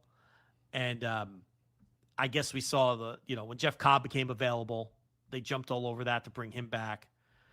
But I would expect some other guys, those Pro Wrestling Basara guys, Takata Nakano and Masato Kamino. They were looking at those dudes. That was another J-Cast scoop. So I don't know. I think now would be the time where now that we're post G1, post Super Juniors, where they might be starting to work some of these guys in, and we saw that with Shun Skywalker. So, all right. So I'm going to propose something to you, Joe. We're at 2 hours and 30 minutes here. Still have a couple topics we want to get to. I think we are in overrun territory here because if we try to get to all these topics, the show is going to be like 6 hours long. So okay, well, what do we got? So we have, and I want you to decide then where you want to go here. So we have the ROH Death Before Dishonor preview. We have a check-in on April 2026 WWE releases, which I do want to do because I think it's an interesting topic this week to Jeff do. Cobb. Including, Jeff Cobb being. Actually, I don't think he was exactly that list of people. I forget when he eventually dropped, but whatever. He relevant, those kind of guys, those sort of dudes. I want to talk about the Stardom 5-Star Grand Prix. We want to review 01's Fire Festival. We got a lot more to get to. So pick one of those topics, and we will do that on the free flagship here, and then we will do we'll explain the overrun after we do that. So do you want to do Death Before Dishonor here, and then those other topics on the overrun?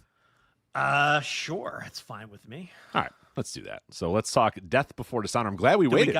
Do we have a half hour of Death Before Dishonor in us? Are we able to squeeze 2 topics here? Maybe 2. Possibly. Yeah, maybe we can do the releases as well. Maybe we can jump into the releases. Well, why don't we do that? Because Jeff Cobb's a nice transition into that. Okay, let's do that. Okay, so you got Jeff Cobb. He has showed up on... Now, the list I have does not have Jeff Cobb. So I grabbed my list. There was a Reddit mega thread of everybody that's been released or whatever. So I grabbed from that Reddit mega thread. That does not include the New Day as well, because they weren't technically released. They were right? Wasn't the New Day thing they just didn't accept? They declined to re-sign. Yes, wasn't it? yes. So it's not technically a release, I guess. Well, didn't they had a 90-day though. I guess you're right. So maybe it was. They did have a 90-day. They weren't free and clear. They were not. Be there by now. Right. Okay. So let's check in on the names that I have. Check in on April 2026 WWE releases. So, all right. I want to try to look at where everybody has shown up yet, and we'll some of these are going to be obvious. We're going to know where they showed up. Some not so obvious. So we'll have to dig into the cage match to see where. For example, Malik Blade. I don't know what Malik Blade's doing, but we're going to have to find out what Malik Blade is doing these days. So we will start off with somebody that you were very excited about returning to the indie scene, returning to the scene, somebody that AEW thought could maybe pick up and maybe still is going to pick up.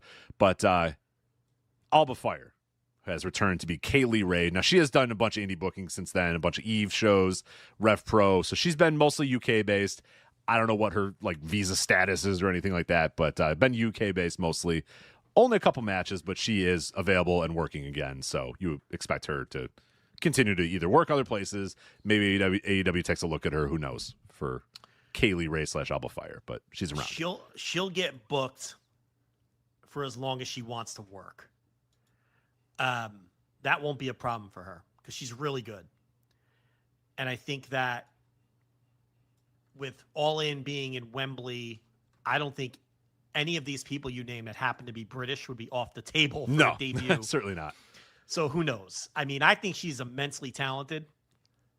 But does AEW have a spot for her? I mean, they have a lot of women's wrestlers in that division right now.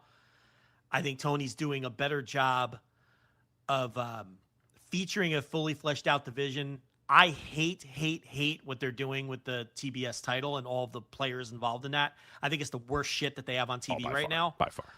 But setting aside my personal feelings on that, you've got a tag team division. You've got a mid-card women's division. You've got the stuff on top with the top stars. Are there spots? You would think that there's always spots for talented people. That's the way that I think when I think about pro wrestling. But, you have to have an idea for people too. So I don't know. The bottom line with her is if she wants to wrestle, she will wrestle as long as she wants to wrestle because she's good enough to get booked. Absolutely. Yeah. And again, I don't know her visa status, but yeah, showing up on All In is not out of the realm possibility either. Even if she has visa issues, not a problem. They're wrestling in England. So I assume we will hear from her a lot over the next couple of years. Somebody we have unfortunately heard from a couple times, Aleister Black, the former Malachi Black. He shaved his head. He did a whole video about how it's just, I love, he has not wrestled anywhere, by the way. For anybody wondering, he has not wrestled anywhere. He has been announced for Progress. He is going to show up in Progress. I don't know who he's facing. I don't care. I'm never going to watch it. So Progress with is their third or fourth ownership regime now? This is a new regime for Progress? Yes. Is this the, Big Demo / Yes. Okay. Yeah. So, all right. Well, good luck with that. I won't be checking out Aleister Black's Progress stuff, but no. I don't think we'll ever see him in AEW again. No. What's great about this guy is if he wasn't just a monumental pain in the ass, he's extremely talented. People would be, but he's just a fucking pain in the ass, so nobody wants to deal with him. So he's just not working anywhere, and then he's working Progress. It's just like he's not worth the trouble. No. And he didn't do business the right way, so it's like, you know what? Yeah, and if Tony brings him back, then he really just the most forgiving person. I mean, he can deny that he refused to do jobs all he wants. We could see. Oh my God! Yeah, we watched the matches. The fucking shoulders would never touch the mat ever. We could see. I mean, it's right there in black and white. It's so anyway. Yeah, I don't know. He's not someone who I would care if I ever saw him wrestle. No, I'm good. I'm good. Which is crazy because he is a talented wrestler, but he's so off-putting. I just never want to see him ever again. Yeah.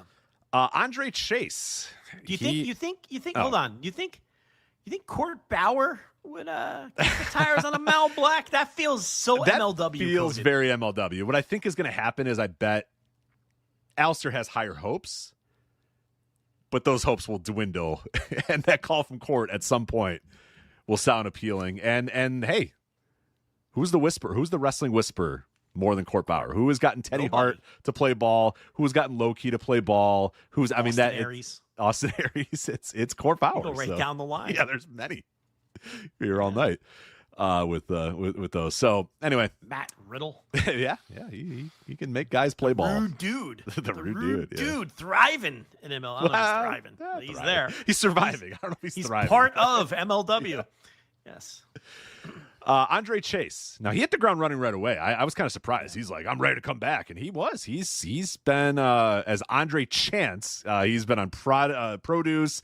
He's done some shots in a couple different places. He's been to the UK, Creative Pro. He's been doing all. He's been all over the place. So good for him. Yeah, he's working. So good, solid hand. That's like the definition of that. Yep. No, he's not bringing the Bravado Brothers gimmick back, though, unfortunately. Nah, the other one's a politician now. Yeah. He might even be a Republican, so you can forget AEW. Ew. Yikes. Right, so.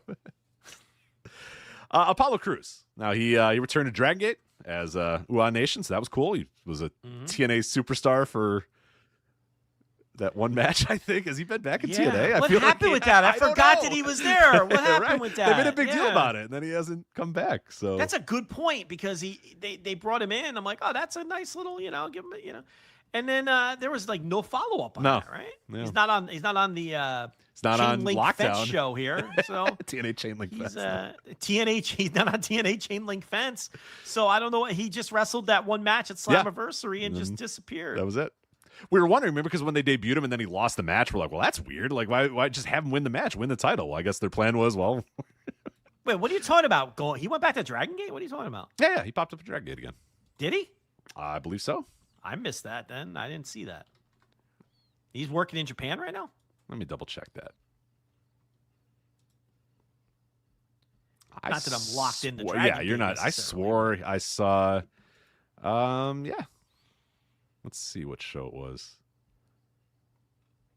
Yeah, during they had a Cork and Hall show and they aired a video and he said he's going to return. Oh, he hasn't wrestled there yet. No, he hasn't wrestled there yet. No, I shouldn't. I should say he's not in Dragon Gate, but he's said he's coming back. Maybe is it possible he picked Dragon Gate over TNA? Probably. Those are long tours. Yeah. He did one TNA and went, you know what? I should call. I mean, he lost. Yeah. They didn't put him over when they brought him in. Well, I mean, good for him if he's going to be. I mean, he's not going to recognize the Dragon Gate he's coming back to. Probably called Shima first. It's like, hey, what's up, man? He's like, I can't help you, brother. You're going to have to call this guy. You're going to have to call GM Saito on that one. Oh, can you call him for me? Saito. I don't think I can. No, I think you should. Here's his number. Yeah. I meant to ask Case if Shima and Doi get along because they were both on that Zero One show. I know that. Half that Zero One show was just the vestiges of Dragon Gate past. So did they have to keep them apart like Punk and the Bucks in Wembley? Like, how did that work? I don't know if they get along,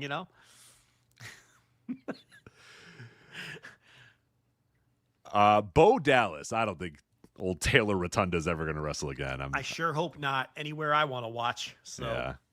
That guy always stunk. I never understood Bo it. Leave. Yeah, that whole man. People loved him as NXT champion in like the Dusty Rhodes era or whatever. I thought he was always the shits. I never understood the Bo Dallas fascination. I thought the Bo Dallas thing was interesting because it was like, here are a bunch of talented indie workers and here's this like fucking WWE guy. And that at least was like an interesting dynamic of like Aaron Neville. Was that the idea? Did it go over my head? That's what I thought the idea was. I don't know if that actually was the idea. Oh. You know what I mean? But in my brain, my headcanon was like, here's a WWE, FCW guy, and then he's wrestling like Aaron Neville or whatever, Yeah. Or not Aaron Neville. Adrian Neville. Aaron Neville's the singer. Adrian Neville. The one that sounds like that. Yes. Yeah. With the giant mole on his face. Fucking guy. Yeah. Big monster. Yeah. Wait, did he die, Aaron Neville? I think we looked this up a couple weeks ago. I think he's now I don't remember. He might be dead. Nope. 85, still kicking. Oh, okay. All right. Good for him. I think he's still a brick shithouse, too. I think we looked him up, and he still looks like he's... At 85? Still lifting, yeah. You got TRT now. You're good, man. See Wade Boggs? Oh, my God. Wade Boggs. Ripped. Now that guy, remember, he was like a very anti-steroid guy. So yeah, do as I say, him. not as I do, I guess. But I have TRT. I need this. My testosterone's low. I must have more testosterone. I'm 80, so I need more testosterone. So, anyway, something called Chris Island was retired. I don't know. What? This might have been thrown in. This might be a fake guy, Chris Island. I think he's just some PC guy. He'll never fucking work again. Yeah. Okay. Or I guess he's working LFG. I don't know. Oh no, these are airing. Obviously, these were taped months ago. He's still airing on LFG, but he's been retired. I don't know who Chris Island is, and he'll never wrestle again. He's one of those PC guys that the second these guys aren't going to fucking hit the ground running. Or you think they're going to be, working Create a Pro? These guys don't know. No, they're not. Dante Chen, N1. He is the what's his? Chen. Was he like the Southeast Asian sensation or something? Yeah. Something like that. Yeah, something very specific. Some very specific region of Southeast Asia, Chen. Right. So just Chen. Just Chen. Yes. Well, we'll see how he does in the N1. Yeah. Mm-hmm. I'll be tuning in sometimes. Dexter Lumis, Sam Shaw. What's your location? Is he back? He is. He's working. Okay, AL Dub and Boca Raton Championship Wrestling against Cha Cha Charlie. Listen to this match. The Boca Raton Championship Wrestling Cha Cha title ladder match. You're very familiar with Cha Cha Charlie. God, every WrestleMania weekend is Cha Cha Charlie time. Cha Cha Charlie time. The Cha Cha title is no longer held by Cha Cha Charlie. Chris Farrow. He defeated Cha Cha Charlie, Sam Shaw, Sean Maluda, and Steve Pearson in a ladder match. So, yeah. Sounds awesome. Sam Shaw, by the way, the original Garrote Wire guy. Yeah, right. Yeah, Dick Togo stole it from him. What is your location? I have a Garrote Wire, like when he was a serial killer. Remember? Oh yeah, with TNA, and very creepy Twitter account. But that he was the original Garrote Wire guy. I don't think Dexter's. I think that's about his level. So, sums up perfectly. Eric Rowan, old Eric Redbeard. He made a tweet about, "I'm ready to hit the ground running," and then. Well, we know he has a good relationship with AEW. They've brought him in for a couple cameo spots, usually when they were doing something to honor Brody or whatever. He's got some announcements here. I'm looking at his Instagram. It looks like he's going to be wrestling in September in a 3-way match. He's got a seminar coming up on August 22nd in New Bedford, Massachusetts. So if you want to learn from Eric Redbeard, that's the place to do it. So, yeah, the Vintner. Remember he was a Vintner? Oh, of course, yeah. Yes. What a weird gimmick. It's like Vince was like, "I've done everything. What haven't I done? We've never had a Vintner." As far as Vince knows what a Vintner is. Yeah, I'm guessing that Vince was on like he was at like a hotel or something like that, or he was on an airplane and they had like a magazine, or you know those dopey like airport magazines that's like 25 pages and most of it's just like, come to Clearwater, St. Pete. It's beautiful. Yeah.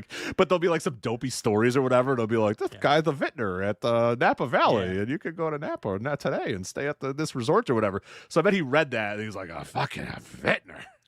I didn't even know that was a thing." Yeah, because Vince doesn't drink, right? I don't think so. Yeah, I don't know. I think he's known to put back a few every so often, but not necessarily. Really? Okay. I wasn't But I don't think he's like a devoted drinker. So he doesn't know what a Vintner is. He's not a normal human being. So no, I don't think he is aware that I don't think a lot of normal human beings know what a Vintner is. No, probably not. So how many Vintners do you know? Actually, a couple. You would know some Vintners. You would. I don't like wine though. I hate wine. I don't hate wine. How do you know Vintners? I just know Vintner. I don't know. I grew up with a couple people that became Vintners. I don't know how. I've never met a Vintner. You know multiple Vintners? I know multiple Vintners, yes. That is an obscene fact about you. That is. It's multiple crazy. Vintners. Multiple. I can see knowing one Vintner. I know this weird guy who's a Vintner. Yeah. How do you know multiple Vintners? I don't know. Bizarre. I just know because they're on like they'll share like their magazine. They're in like magazines or whatever. It's just like my friend holding up a thing of wine and like sifting it and sniffing it or whatever, and it's swishing like it around in his mouth. Right, they're like as the head vintner at States in this town, California. Cabernet from right. Huh. My thing with wine, and I've tried wine in Italy. I've tried wine in many places, and I can't tell the difference between. So I've just decided I'm done. So I don't have it anymore. So Joe Gacy, my man's hitting the ground running everywhere. He has wrestled at Revolver, Excite, C4, GC Dub. He is the GCW World Champion as Joseph Sawyer. Yeah. He beat Atticus Kogar in a match that I couldn't staple me to a fucking chair to make me watch Atticus Kogar and Joe Gacy fight for the GCW World Title. Fuck off. Wait, did he lose the rights to Joe Gacy? Yes, it appears he did. Wow. He probably signed those away. So real Kurt Stallion energy from Joe Gacy here. Real Stallion Rogers energy out of yeah.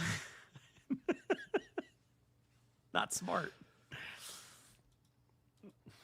Kyrie Sane. She has not appeared anywhere yet. So Luca Cristofino. I don't know about Luca Cristofino. I'm gonna guess Luca hit the ground running. Yeah, right. Oh yeah. That's right. Has not wrestled on the indies. No, Luca Cristofino has not called up his local indie and said, "Yeah, I'll work for $55 tonight." I think that's probably. I think they're not calling him. If we're being probably honest here, I don't think it's the other way around.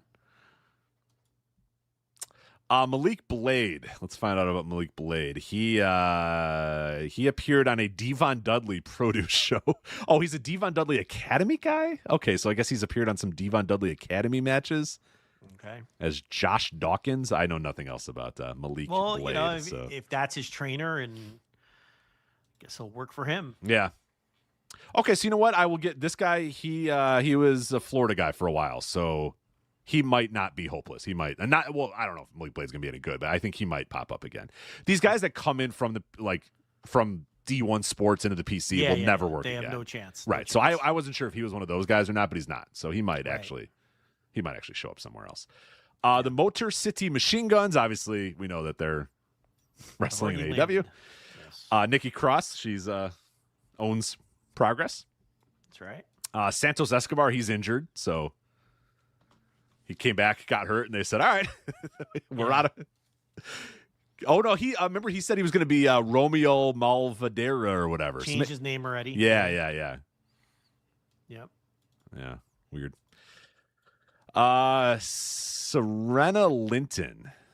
I don't know who this is. I am Snoop Dogg leaning into the mic. Who? I don't know who this is at all. Woman. 23. Oh God, she appeared in TNA. Hey, good credit to her. She hit the ground running. She was an LFG wrestler, and after getting released, she has worked for CCW out of Kissimmee, Florida, ACW, MCW, and TNA. So, all right. Okay. Yeah. Trill London. Trill London. Isn't he a Twitter guy? Trill London. Trill London has not worked anywhere else since his release. So he was a ex-football player, PC guy. He's never worked. Kiss him goodbye. It's the last time we'll ever talk about him ever. Goodbye, Trill London. He's probably selling cars already. Yeah. Tyra May Steele, the former Tyra Mensa stock Olympian that they changed the name of because they love to do that. She will never work again. Yeah. She's done. So she has not worked and she will not work. Tyreek Igwe or whatever. I think we talked about him. He was a former he was an Out the Mud guy, right? Tyreek. I think he was an Out the Mud guy. Oh, High Rise. No, he was High Rise with Tyson DuPont. Oh. Silly you. Yeah, don't worry. He's not gonna. He's a PC guy. He ain't going anywhere. So yeah, he's NXT. He started NXT in 2023. He only knows NXT. They sent him to TNA for a little while. He's never working. Oh, he was. Oh, no, he was not Out the Mud. No, he was High Rise. Out the Mud is Bronco Nima and Lucian Price.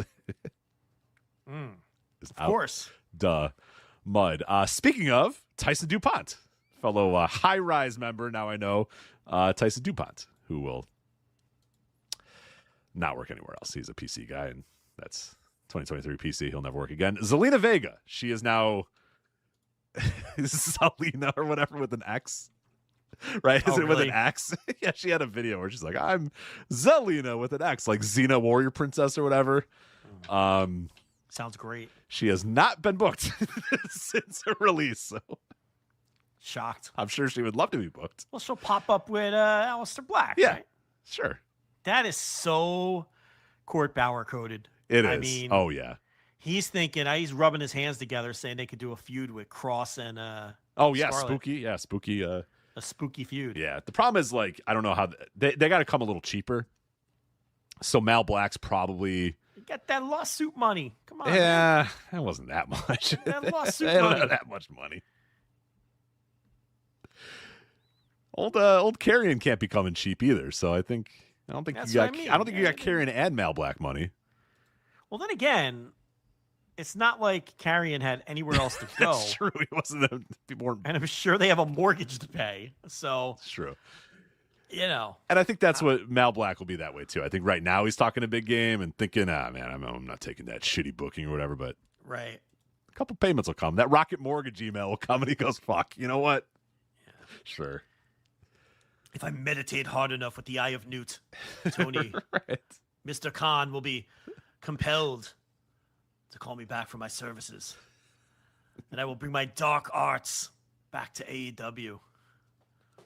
That's what he's probably thinking. For sure. Sitting there, with his fingers clasped. I just wait long enough. Yeah. Yeah. He's holding the cane with like the skull on top of the cane. Mm-hmm. Smoke coming out of it. Right. He doesn't need a cane at all, but he just has one. The dark arts. His big chair, his big giant velvet chair. Big purple velveteen chair. Yeah. Yep. Zelina, prepare the stew for after. Yeah. Nah. And then Zoe Stark hitting the ground running as Zoe Serrano. She's actually been in a couple places. She worked in the UK for Rev Pro. She's worked for C4 in Canada. So she. Well, she was a big indie wrestler before they brought her in. Yeah. So, Yeah. that's not surprising at all. No, and that is ultimately the big difference that always happens is if you were an indie worker before, you can go one of two ways. You can either say I reached the mountaintop, I got fired, I'm done, I'm never doing it again, or and I think she was one that like the second she got released was like, boom, I'm back. Like Zoe Serrano, here's my email or whatever. And that is always a good indication that you're going to make it back. Some people just kind of sulk and don't do it. And some people hit the ground running again and just say, you know what? I reached the mountaintop, but I ain't done. I got more left in me. So they go and they continue working or whatever. So the PC people will never work again because they just have no idea how to even start the indie grind. Right. And who would want them? No, yeah. That's the thing. Why would you want to book Tyson those DuPont? people? Yeah, do you want Tyson DuPont on your show? They offer nothing.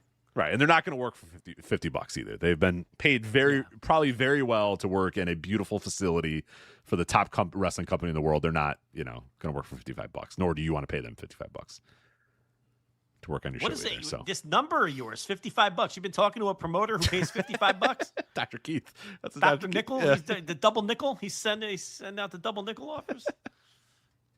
Did he offer you a commentary spot for $55? Would I do commentary for $55?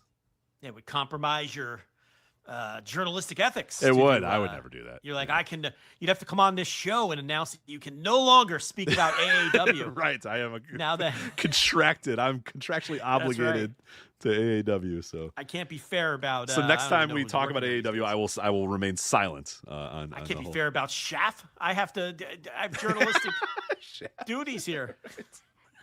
Shaft and Russ Jones. I cannot say anything about Shaft and Russ Jones. Joe, you must take it from here. So there you go. All right. And then Death Before Dishonor. 3 minutes left for Death Before Dishonor, which is perfectly fine.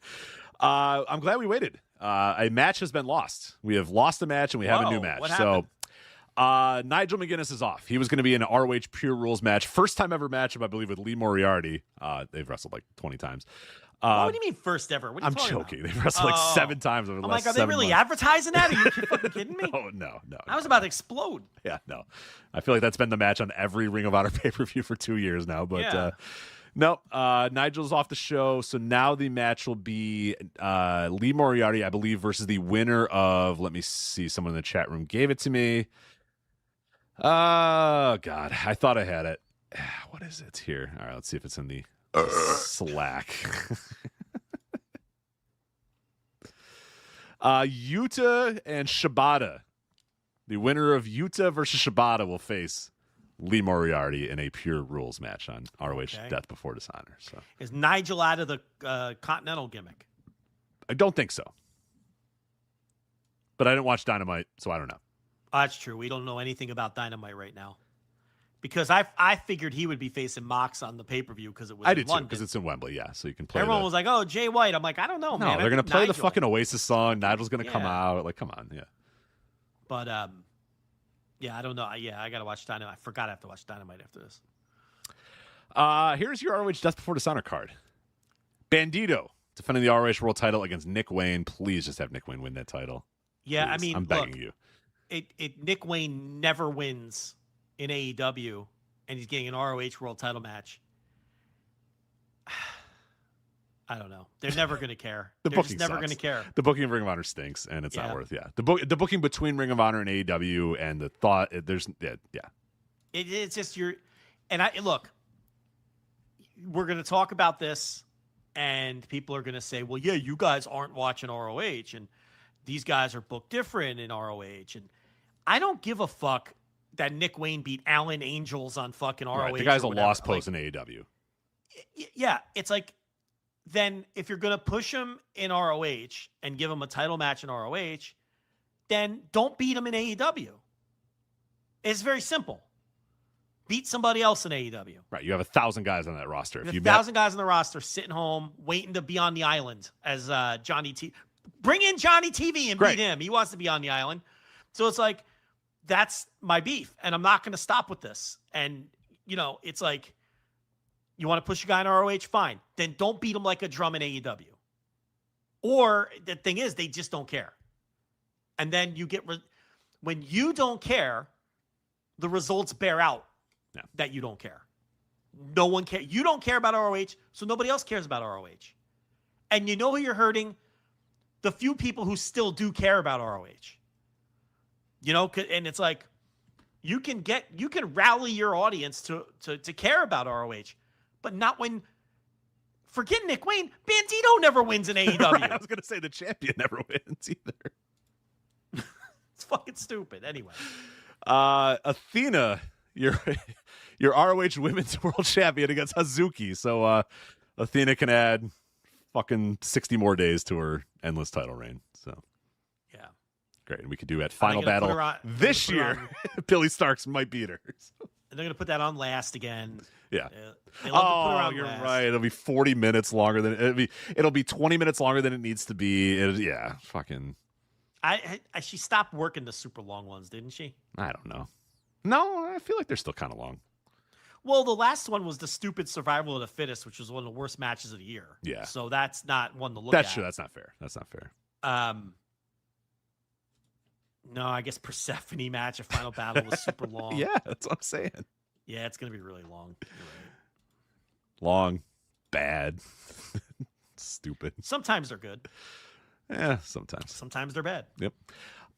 Speaking of Pure Wrestling Rules, ROH Women's Pure Championship, Deonna Purrazzo versus Steph DeLander in a Pure Rules match. What? Maybe Steph DeLander is some What secret. is this? Maybe she can grapple, man.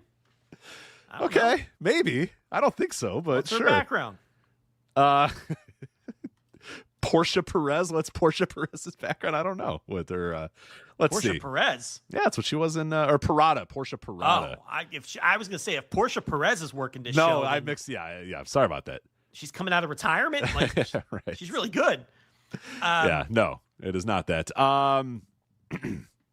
Let's see. She grew up she dropped out of high school at age 15 to become a hairdresser before deciding to pursue professional wrestling. So, I'm not sure. Maybe she can grapple. I'm not writing it off. Yeah. Okay. You're not reviewing this either, you lazy fuck? No, I'll review Before Death Before Dishonor. Okay. Yeah, of course I'll.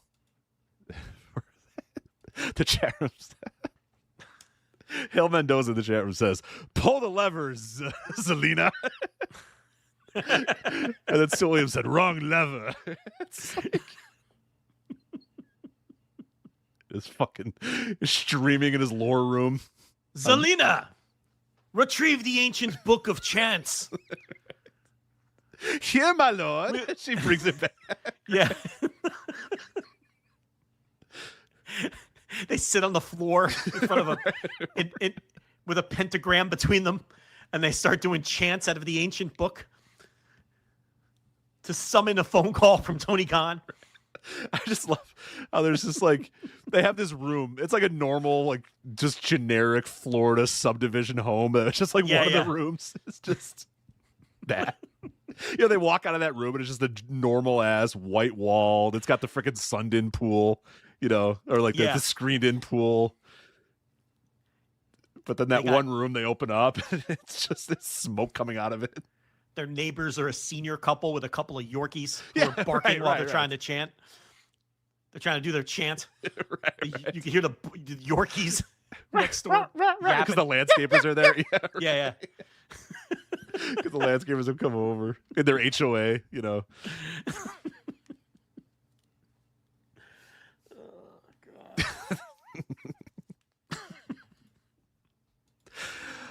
Lio Rush versus Action Andretti in a fight without honor for the ROH World Television Championship. Actually, you know what? I'm not watching it. Fuck this show. You know what? This is a well-built match, though, because they broke up the tag team, and then they were involved in the AR Fox So it's like, look, this is well-built. These guys are ex-tag team. They were in the COVID-19 tag team, with the spiky jackets. And then one day, without any reason or explanation, Lio Rush just became a golem. Blackheart. Yeah. And now, do I want to watch Blackheart Lio Rush? No. Is it a well-built match over a period of months? Yeah, it is. Well, to be fighting without honor here. No handshake before this one. And then finally, trios match for the ROH World 6-Man Tag Team titles. The Outrunners, Turbo Floyd, and Truth Magnum, and Dalton Castle versus the Lethal Twist of Jay Lethal, Blake Christian, and Lee Johnson. You got to belt them up, right? I think it's time. They've earned. You got to belt them up. They've earned it. They've earned the right to hold those titles. Will they come on AEW TV with the demand with those titles over their shoulders if they belt them up? Yeah, I think they would. Yeah.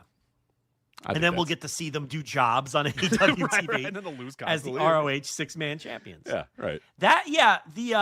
This show looks like shit. It's not a good-looking show on paper. This is not a good-looking show.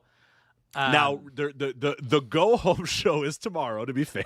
So I'm sure. And you'll be all freed up to watch that. It's true. I'm sure they'll... No, what time are the White Sox playing? For your purposes, hopefully 7:10, so you don't have to... watch the go-home show. I'm sure they'll add several great matches to that show. This is, the state of Ring of Honor, man. No, that show looks like shit. Now, it looks better than, TNA chain link fence. Sure. But it's a pretty low bar. Clap, get into it, I guess. I don't know. We'll review that next week. I can't skip a Ring of Honor pay-per-view. I will watch that one, so. Yeah. I'm sure they'll throw in a Shane Taylor Promotions match, and I guess Red Velvet's got to stir it up against somebody. So, like a Zeta Steel Red Velvet match, Shane Taylor Promotions versus they're going to add to that for sure. Any of those matches, card. There'll be a bunch of. There's not going to be 6 matches on this fucking thing. No. What's Sammy Guevara? You're not going to leave him home. You give him something to do. Right, yeah. This is at the 2300 arena, by the way, too. So the ECW no hype arena. At all. None. Buzz-o-meter is negative. Buzz-o-meter is nowhere. Yeah. All right.